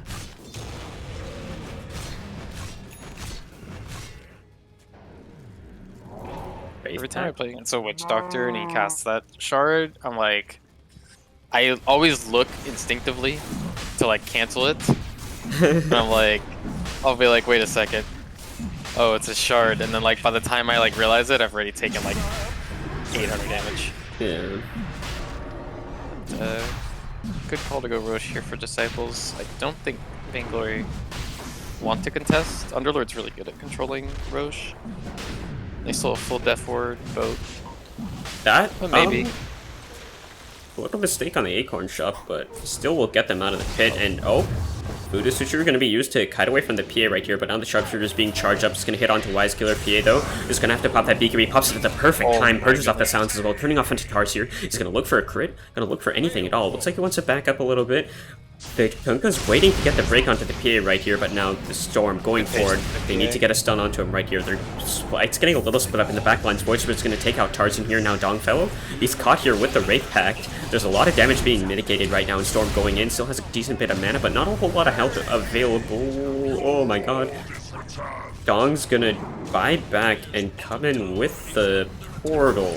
Now Wisekiller also back into the game. No buyback, just alive and well. Not so much now. Storm coming back in, able to get full mana, and now pulling the PA under the tower. The Maledict as well is going to hit. The PA needs some kind of escape out of here. Going to get pushed up into the air by the Torrent. The Bushwhack's going to hit onto 2 heroes. But now, Storm going forward. Oh, the Needle threaded. And now, going onto the Hoodwink in the backline. Vitruvius getting run down by the Storm Spirit. The Vortex out in time. The Decrep. Oh my god, Storm has barely any mana available. Gonna be able to fog away, run up to the high ground. Krem though, 8th Rune's gonna hit. One right click should be enough to do the job. The Cask's not gonna bounce back and forth between the 2 heroes now. Obadog, the Abaddon looking for someone right here. Gonna get pitted up. Roxy as well. Gonna get hit by the Tidebringer, but what a long fight that I think might finally be coming to a close. And yeah, I loved PA's discipline at the start of that fight. Like, popped BKB, found the Witch Doctor, and, like, could have kept going on the Silencer, but, like, decided to blink back to the team, and, like, force Disciples to start making mistakes. Looks like Disciples might actually finally finish Roche off of this, but, honestly, the ABBA Wraith Pact, I mean, I kind of forgot about it, like, as the draft happened, and then I remember that pub game that like ABBA offlane solo carried me, pretty much, and then I realized that Wraith Pact got buffed. In that fight, it looked really good. Like, yeah. I think he can actually solo frontline, especially once he gets Ags. It's gonna be really, really hard for Disciples to bring Vainglory down. Like, if ABBA's just standing near the Pugna and the Hoodwink, and you just have the Wraith Pact down, even you don't even need ABBA there. It's gonna be hard for Storm to burst them, and then maybe PA just jumps in, gets an Abyssal later on, and like kills the Storm. Yeah, we saw even with the Nether Ward, it was keeping them alive. Oh my god, Storm's gonna go in onto Krem right here. Do they have the lockdown to take him on in time? He's gonna have to get the Dissimulate down. He does. The Global Silence is gonna come out, but again, he was in the Dissimulate, so he dodged it out. And now these 4 heroes gonna get a little spookied by the Wraith Pact. Sharpshooter. Not gonna hit onto anyone right here. Now Portal's been put down to send them back to base. Storm gonna take it, gonna go back to base to get a little bit of mana, but now PA is taking this as an opening, looking for the Underlord right here. The Silence is gonna come out, plus the Maledict has to be a little careful, but this Death Ward is doing absolutely nothing right here, and Storm needs to portal back in. Now he's into the fight. Gonna look to get up onto the high ground. Doesn't want to be too darn close there. Both gonna come out, not gonna hit onto anyone. The X gonna get pump faked right there. Not coming out in time. Acorn Shot bouncing through, giving them a little bit of vision of where these heroes are right now. In the backline, Krem is getting jumped on by the Storm here, but now the Force Staff away. Oh, not even clipped by the dust there with the Silver Edge, so these heroes still alive. Witch Doctor the only casualty of this fight so far. Underlord walking forward to deal with this Nether Ward, but it's gonna get decrypt up. He's gonna get the Greaves off. Maybe he's gonna go down. Finally, Storm popping this fresh BKB. Torrent in the air. Maybe gonna be able to take out a hero here. Obadog gonna pop the ult, but Sharpshooter gonna be off the mark because PA is already able to kill. Now in the backlines, Krem's gonna get the hit off onto Kunkka right there. They're turning onto the Storm. Has no mana. Gonna get bushwhacked up. They're gonna take the heroes down. A full wipe after so long. Vainglory able to turn it around. Alright, it's only taken 5 minutes of me hyping up Wraith Pact Abaddon. This is the tech for this patch, I'm sure. Like, whoever that guy was in my pub, I gotta thank him, you know, for making me sound like a good caster. Because oh my god, like these fights, Disciples went from doing like so much damage, they can't bring anyone down. And like, to be fair, like Pugna is also like doing a fantastic job of healing and stuff, but like, I mean, like, Hoodwink is just like half health, and the hero has 1,000 health. You know what I mean? It's like, how do you not do more than 500 damage to a Hoodwink? You know, it's like, I don't know. Like this Nether Ward plus Wraith Pact. Yeah, that I don't know. I actually think they have the tankiness. No one, like, everyone, we all in the panel, in the green room, and Twitch chat, we were like, oh, Vainglory does not have like a frontliner, and because we're all like, you know, Divines and Contender equivalent of casting Crusader, like we just forgot that like Wraith Pact plus Netherward was a thing, and Vainglory or 1000 IQ. Like this looks so good, honestly. Like, their fights look so good now. And like, granted, they have BKB and PA too. That makes things a lot easier for them. But like, goodness. I think, honestly, I have to agree about the Wraith Pack, but I think a large portion of this is that Disciples, they're simply just taking their fights really weird. They're not, like, using their CC effectively on the correct heroes, and again, partially, I mean, everyone's already discussed it, but, like, the lack of Atos. They're actually going on Krem in the mid lane, but again, not a whole lot of follow-up CC available. They cancel the TP in, so it looks like they're just gonna commit top, but again, like, they're not really comboing this boat into the torrent. We saw it a few times, but it's mostly just being laid out without like an X to back it up, or on top of any casts, or when they're in the pit, or anything like that. Yeah. So they can't actually even like hold on to people enough to deal damage, because I think this Maledict could do quite a bit of work, as we saw when the PA was under the tier 2, but so far... Yeah, they need something else to initiate. Atos, Ags, Ags for either Kunkka or Underlord, really. Like the last fight, Kunkka was like in the backlines, running away from the PA. Like, maybe it'll happen again here. Oh, PA's deletes Wise Killer, the blur being used, and now Storm going around. Tar's gonna pop that global, but will go down. And now Underlord on the other side, what's he planning to do? Do they see him? They don't. They had an idea that he was in the area. Dongfellow. Oh! They've scouted him out. He needed to TP a little bit earlier than that there, and now Underlord the tip comes out. They just saw that like tail pop, like flowing out of the trees. Like, oh, what could this be? A present for me? Thank you. PA does have Basher now, as well as his Paladin sword, so I mean, yeah, PA is very much online now. If you let this hero get there, it does work. Oh yeah, for sure. And they have very much letting... they really just don't have heroes to deal with this PA. Like, I don't know. Maybe it's the itemization, but it feels like this PA just has free reign now, as long as she has like a BKB available. Yeah, I feel like Storm Spirit definitely started falling behind a bit relative to the PA. Kunkka... Maybe they're gonna pop the BKB on Krem here. The zips forward. Storm's now out of mana. The haste rune as well, and now they're gonna collapse here. If they can get onto the Storm Spirit, that's hype. There's a Basher available. Can he get the Bash onto the Storm? He won't get it. Bash onto the Kunkka? Not at all. Nice Creeps though. Disciples. Pot of Vainglory did win game 1, so they're currently up 1-0. The game did go to Megas, and Disciples were still defending though, So this game is not in anyone's hands right now. It's being tossed back and forth like a hot potato.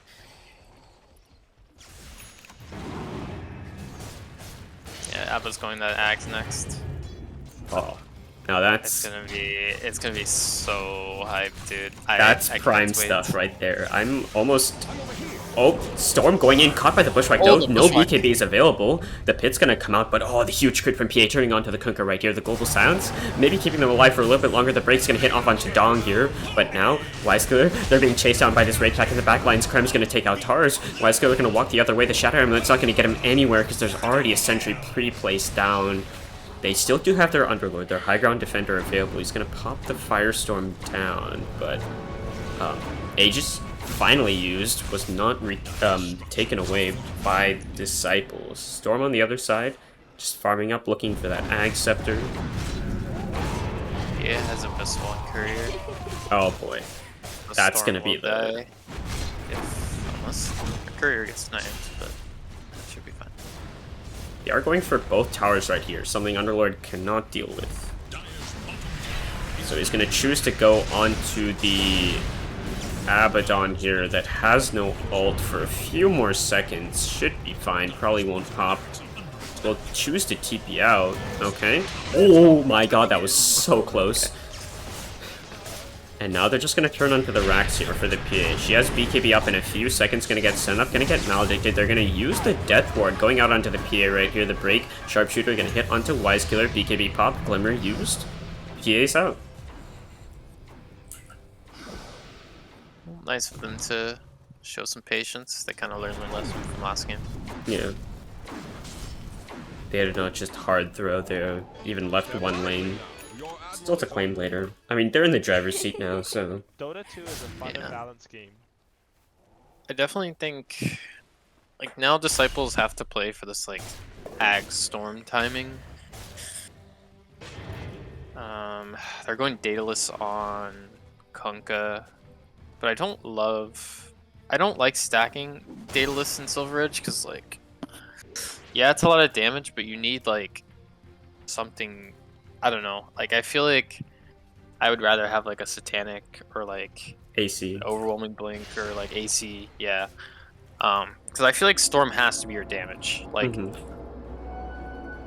Kunkka's, like, getting caught every single fight, and, like, he's just due to the nature of, like, Radiant heroes, like, he's taking so much damage. Like, I would rather him...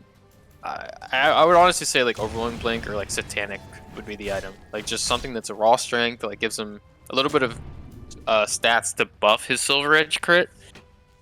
And, like, Tidebringer damage and stuff. But, like, he needs to be able to survive longer in these fights. Because if he gets picked off, or, like... I mean, you just see PA jump in, and, like, he gets caught in the cleave, and he, like, loses half his health. And Kunkka with... Like, if that happens to Kunkka, he's very, very sad. Yeah. He needs all of his HP. Like, that's how the hero projects his strength. Oh, Hoodwink gonna be the one pushing up top. They are gonna trade damage for their tier 3 for a tier 2 here. PA now going in, getting quite a bit of damage onto this building. They've got the Wraith Pack, the old Totem Man down here. X gonna not connect. Okay, Arcane gonna be used for Void Spirit right here. He has the Axe coming pretty darn soon, so that will make a little bit of a difference in this fight. Dagger Bash. The Wraith Pack little animation is kind of cool. Break hits off onto the old BKB used, but the crit 1300. They've got the Abyssal onto the Storm as well. He's gonna go away. They're gonna use the Global Silence out now. PA pops the BKB. Opidog still has that ult available, so he's actually not gonna go down. He's going to be able to walk away and tank quite a few more spells and damage from the side of Disciples right here. Nice Stormcrafter to dodge out that Bushwhack there. Kunkka now going in, but this is his buyback. He's going to go down, he's fed it away, and they're going to lose the racks nonetheless. And now this Abba still frontlining here. They're not able to get past him. The crit onto the Storm, the BKB does nothing at all. And now they're going to disseminate forward looking for Tarz. He's going to get caught by the Remnant, but it looks like they're just going to turn back. They're able to get the kill onto the Abba finally, thanks to the damage from Wise Killer and Dong, but the Decrep Sharpshooter takes down the Underlord. Now Storm looking for the PA right here. Doesn't have a whole lot of life here, but he does have that Abyssal Blade. And now Dong, he's drifting in. They're looking for the PA right here, but the heals from Roxy. Pugna's keeping the carry alive right now. Now he's going to turn onto the Underlord. Aeon just keeps the Pugna alive as well, but the zip through, it should be enough damage to take out the PA. Or is it? The sub, again, keeping PA alive. The Haunt, the Remnant forward. It's going to break the tree. So now, oh my god, these heroes... They're just barely living thanks to the Wraith Plague. This Abba Pugna just might be the newest tech right here. Yeah. Well, the start of that fight, I think this Disciples like underestimated the Axe because it gives, I guess, an extra 3-second duration. Yeah. So like, they just kept like dealing damage to the Abba, and he just stayed in his ult form. So like, they were dropping all their spells, and then like PA was like, all right, I guess I'll go in and like BKB, and then just got all these kills. I mean, the dieback in the Kunkka, like he has no armor, like no strength, like he's got less than 3k HP. I mean, his effective HP against PA is basically like 4,000 after like the Death Slayer and stuff, which means you just die. Like you have no other recourse, like even in BKB. This man needs a plate mail stat. Yeah. It's a casual plate mail. Like it's literally more effective than a Demon Edge. Yeah. Because like they can't kill PA. Like Kunkka's a burst damage carry. Like that's like when you're playing him as this like pure physical damage hero, you're supposed to be able to like burst people in one shot. And it's like, oh my god, like the Daedalus crit.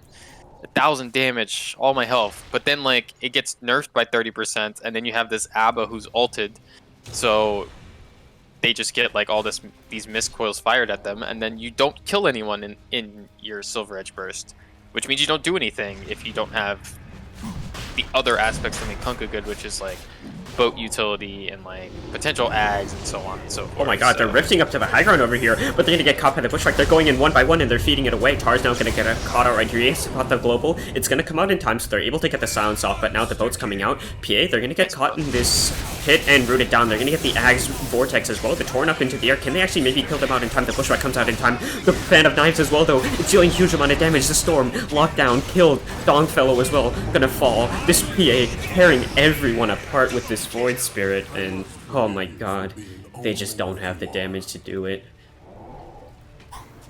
It's now 30k in favor of Pot of Vainglory. I mean, look at this. Look at the damage. Oh my god. Storm going in? Okay. Cool. Yeah, they get Aegis now. Can't kill this PA once. How are you gonna do it twice? Void Spirit, I imagine. Maybe for Pugna. Oh, it's... For Pugna. Okay. Nope. Oh, Went no. over to Void. They just pass it around. There's a DD, but it's gonna... Looks like it's gonna go unnoticed. Oh, no. Void Spirit's walking over. PA, like come he's here. gonna There's a take DD. No. He's like, buildings. I want the buildings. I need building damage. Old Decoy is gonna run forward. Dire's structures are fortified. Their position, do some valuable tower damage out there. Storm's gonna go in, zip, get rid of the creep wave, except for these soul melee creeps right here. So, I mean, backdoor wouldn't even matter. And it looks like they're just gonna go for the throat here.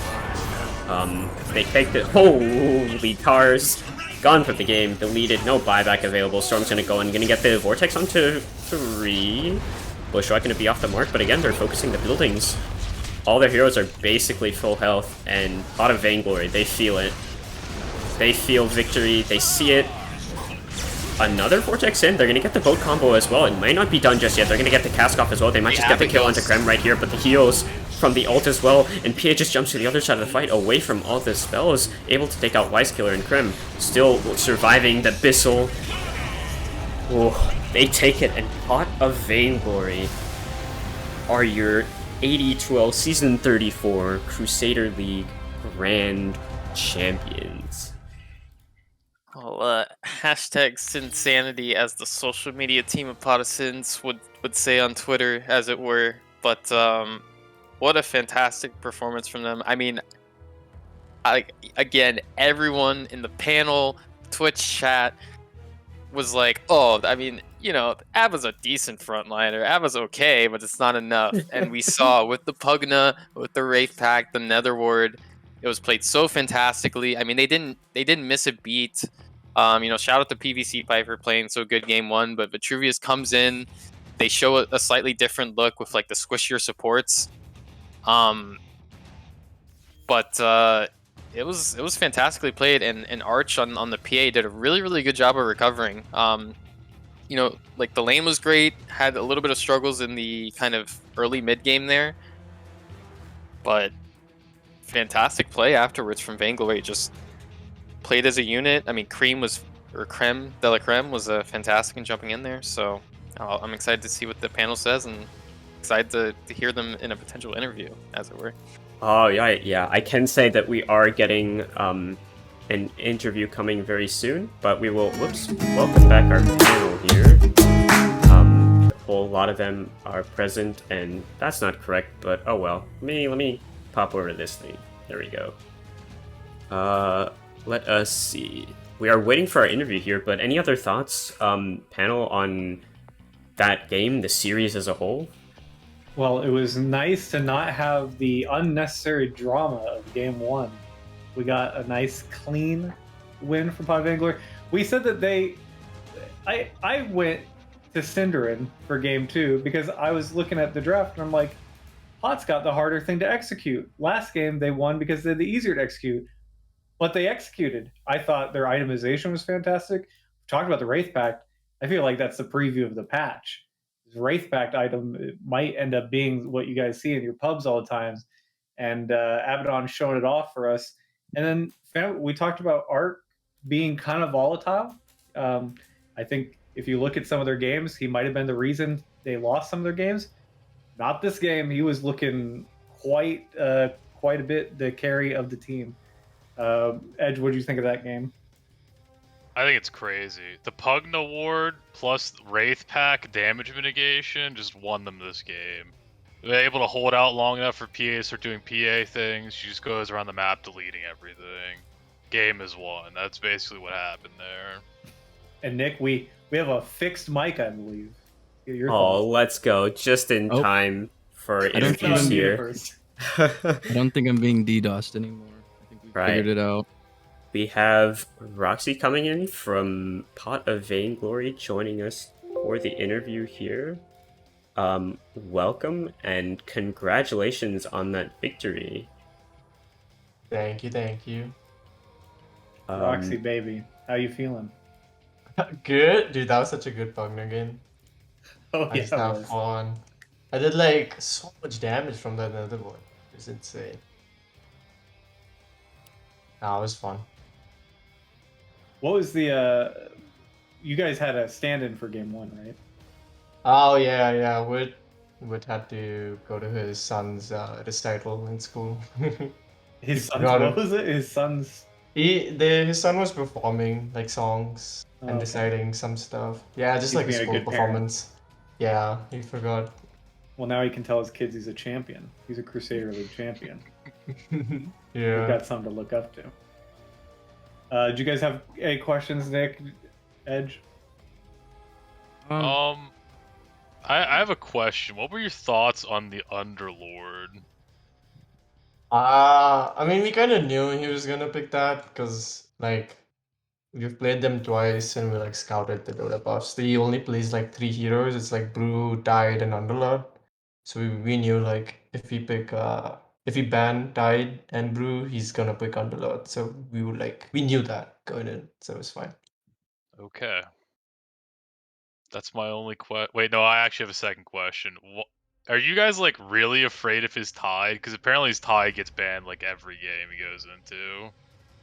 We're not, honestly. It was like, I feel it was like one of those things where we saw what other teams were banning and we were like, oh shit, he must be really good and we gotta keep banning this. But then like, we used to ban like Tide Shadow Shaman and then we were like, hey, this series we won't ban the Shadow Shaman, we'll ban something else. And it like worked out fine because we like won the first game and the Shadow Shaman wasn't that great either. I think it's just like one of those like, we think it's scary, but we've never actually played against it. I see what you mean, yeah. You guys went off. Good job tonight. Thought you guys played your hearts out. Itemization was very good. I just wanted to say that. Thanks. Nick, do you have a question for him? I mostly have a question. Are we interviewing anybody from Synderen? We currently just have Vainglory people available, and we have one more, Vitruvius here, present. You got Roxy here too. I see him. Yeah, Vitruvius, you're the drafter, aren't you? This game, since I missed game one, I did not. I told Art, since he had the momentum from game one, that I would like him to just finish it off and draft that last game. Obviously, when we draft as a team. We kind of all, share thoughts and see what's going on. How's the kiddo? How'd they perform? I was kind of peeking on my phone and seeing how my team was doing during it. My kid's just fine. He'll have other concerts. Oh, man. I appreciate everyone that stepped up. PVC stepped up big time for us, just to be able to sub in. So, yeah, shout out to PVC Pipe. He was playing really well. I didn't expect like that level of coordination from a stand-in. I almost forgot that y'all were using a stand-in for like the first 15 minutes of that game. It was like perfect. Like he would like tank a smoke gank or whatever, and then you would just see a cream like follow up with a kill on the sniper. It was like 2 or 3 times like it happened in the early game, and it really helped put the momentum and stuff. So yeah, you guys have played these guys before. What were you thinking of going into this series since you played twice? We played them first in the season during the group stages or whatever, and we 2-0'd them, but they had a stand-in, and they did not have I Drink Your Milkshake. Obviously, one of their better players, their carry. So we knew that the second game we were going to play them, and we actually faced them in the upper bracket and lost 2-0 to them, and they had their carry. What we recognized that first time that we played with them is that we were playing a different style that didn't like it wasn't a good style versus their lineup and how they like to play. So we've kind of analyzed how they like to play. Maybe you saw that in the first the sniper game, where they really didn't have a jump hero. So before even the game started, we were thinking that if we can get our picks and snipers available, and they don't really have a jump hero. Yeah, they had Fiend's Gate on Underlord, but we knew that we would want Cream or Arch. It was a flex for on sniper. And I think they almost did the same thing on game 2, where they didn't have too many jump heroes. Yeah, they picked up Storm at the very end, and they rotated I Drink Your Milkshake down to mid, which was a surprise. I think Roxy actually scouted it out that he does play Storm mid. But yeah, definitely. We were saying during the draft, it felt like you guys were really looking at them, and Synderen wasn't necessarily doing the same thing to you guys as far as responding. It felt like you guys had some automatic responses when they would pick heroes. You also, like, your second half of the draft was really in response to a lot of things they were doing. So it definitely seemed like you guys put in a lot of work. Is that like a team effort? You guys like just drop in messages in Discord, or you guys have a team meeting beforehand? So I honestly, it goes. My team's trying to get me to play a game. I'll leave that party. Hang on. Go get that Already on to MMR. next season. That's right. So sorry, that distracted me. What was the question? So we do have our own Discord where we talk about it, and we touch base almost daily or whatnot. Talk about what's going on. We play some pubs together. I think we got a really good group of 5 guys that are pretty chill and level headed, which I think helps when we're playing in a losing position. And I don't know what it is. Maybe it's just us as Crusaders and low Archons, but taking high ground, it seems like it's just a chore. We faced that with another team, Lemon Snow Cones. They were just dominant whenever we would like win the game, but we could not take high ground against them. And you saw it again in the first game where it was just hard for us to take high ground. And Yeah, kudos we to called them. it very unnecessary drama. Is what we Probably called it. like an extra 20 minutes on a. Well, that was Yeah. extra. Yep. Yeah, Well- high ground is very hard. Anyone can mess it up. Like it just takes like one mistake because it's so favored for the defenders usually. Yeah, it's very punishing. Yeah. Yeah. It is. Yeah. I do Good want to thing. ask, what is the plan for next season? Are you guys staying together, or what? Any ideas? Anybody moving up? I think we're. We're I think thinking. we might be breaking up, but I don't know. We might It's be like, going our separate yeah. ways to see. I think some of us want to play an Archon, which is great. But and I think it's worth. It's been a group that I enjoy playing with, and I'll play with each one of these guys again. And I think Roxy would say the same thing. I think everyone on this team, there's no beef with anyone. It's a great team. I hate words. Roxy, can you mute him? You can't sit on those laurels though. You got to find a new challenge now. Yeah, keep on grinding. I guess also potentially future plans questions, but I mean, you've got the prize money from winning Crusader. Any sweet little items you're thinking of picking up with the? Oh, I think I saw on the team store like a mouse pad. I think we can afford a mouse pad, and we'll just like rotate it between each other. Like we can all like send it to each other and play on it every once in a while. Yeah. I don't even know what the prize money will be. Whatever it is, I think we've already talked about it mid-season that we'd just spend it in the store so it still helps out the org. Pot of For Sins. sure. We've appreciated everything, and the guys that we work with over there they've been great. So. It's insanity. Yeah, they've won what 2 grand finals so far. Yeah, I think the other one was against themselves, so it was just like That's true. Yeah, either way, the org is gonna win. Yeah, That is right. Yeah, the pot off, I guess. I have my usual question that I ask in terms of just like, I guess as a team as a whole, anyone in specific that you'd like to take like a moment to shout out that you think have like played really well. I would assume you shout out the team because it seems like you guys are really tight together. No, definitely the team. Honestly, Roxy steps up every time that I'm not able to fill a role as a captain. Like Roxy's our pseudo captain if I'm not there. Like he's captaining us, and he's our pos 5, and he just calms us down and helps us focus on our objectives. Definitely, I would say that our MVP goes to Roxy, not just because he's here, but like that's generally how I feel. That's really how I feel about it. So I think Roxy played great. He rotated on heroes that always like first of the year he was playing a lot of Weaver, but everyone kept banning his Weaver. So then he picks up another hero and they start banning that, and now he's on Pugna and Phoenix, and he's playing great on those too. So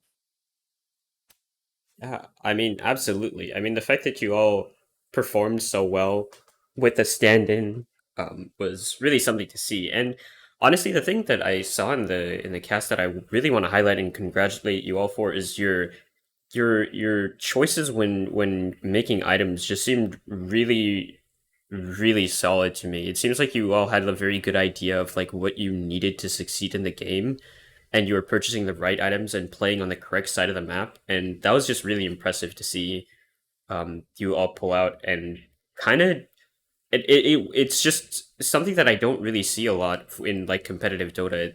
It's just really nice to see you all playing as a cohesive unit. And that was just a pleasure to watch, honestly. So props thank to you. you all. Appreciate it.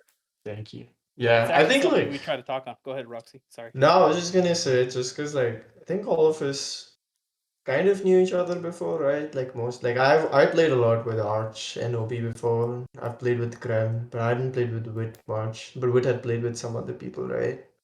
And even like PVC, like I played with PVC a bunch. So like we had like some, chemistry going in. So that was nice to like make us on the same page.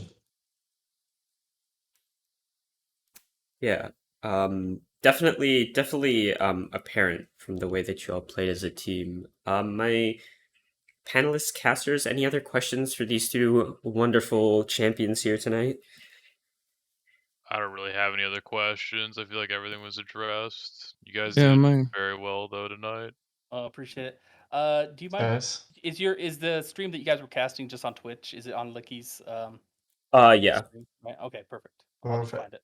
The VOD will be there and then also uploaded to a YouTube channel. It should be in stream VODs at some point in time. I don't know when, but it'll be there Perfect. to watch back. But yeah, again, congratulations to you all. You definitely deserved it, earned it, got the quick 2-0, so now you can probably go gain some MMR or whatever tickles your fancy, I guess, for this game. But Go find a yeah. bugged Underlord. That was fun to see that Underlord bugged. Oh yeah, that was a wild one. I don't know how Valve let that through, but Well, thank you Thanks, guys. guys, for casting. Appreciate you casting. Yeah, yeah, congratulations, absolutely. guys. Enjoy it. Yep. See ya. Was a pleasure. All right, everyone. That was the Crusader League Grand Finals, a best of 3, cleaned up in 2. Again, shouting out my wonderful panelists here, Edge Timber, Purple Pansy, and Nick, and then also my wonderful co-caster Kiara joining me all to bring you all this presentation of the Crusader League Grand Finals.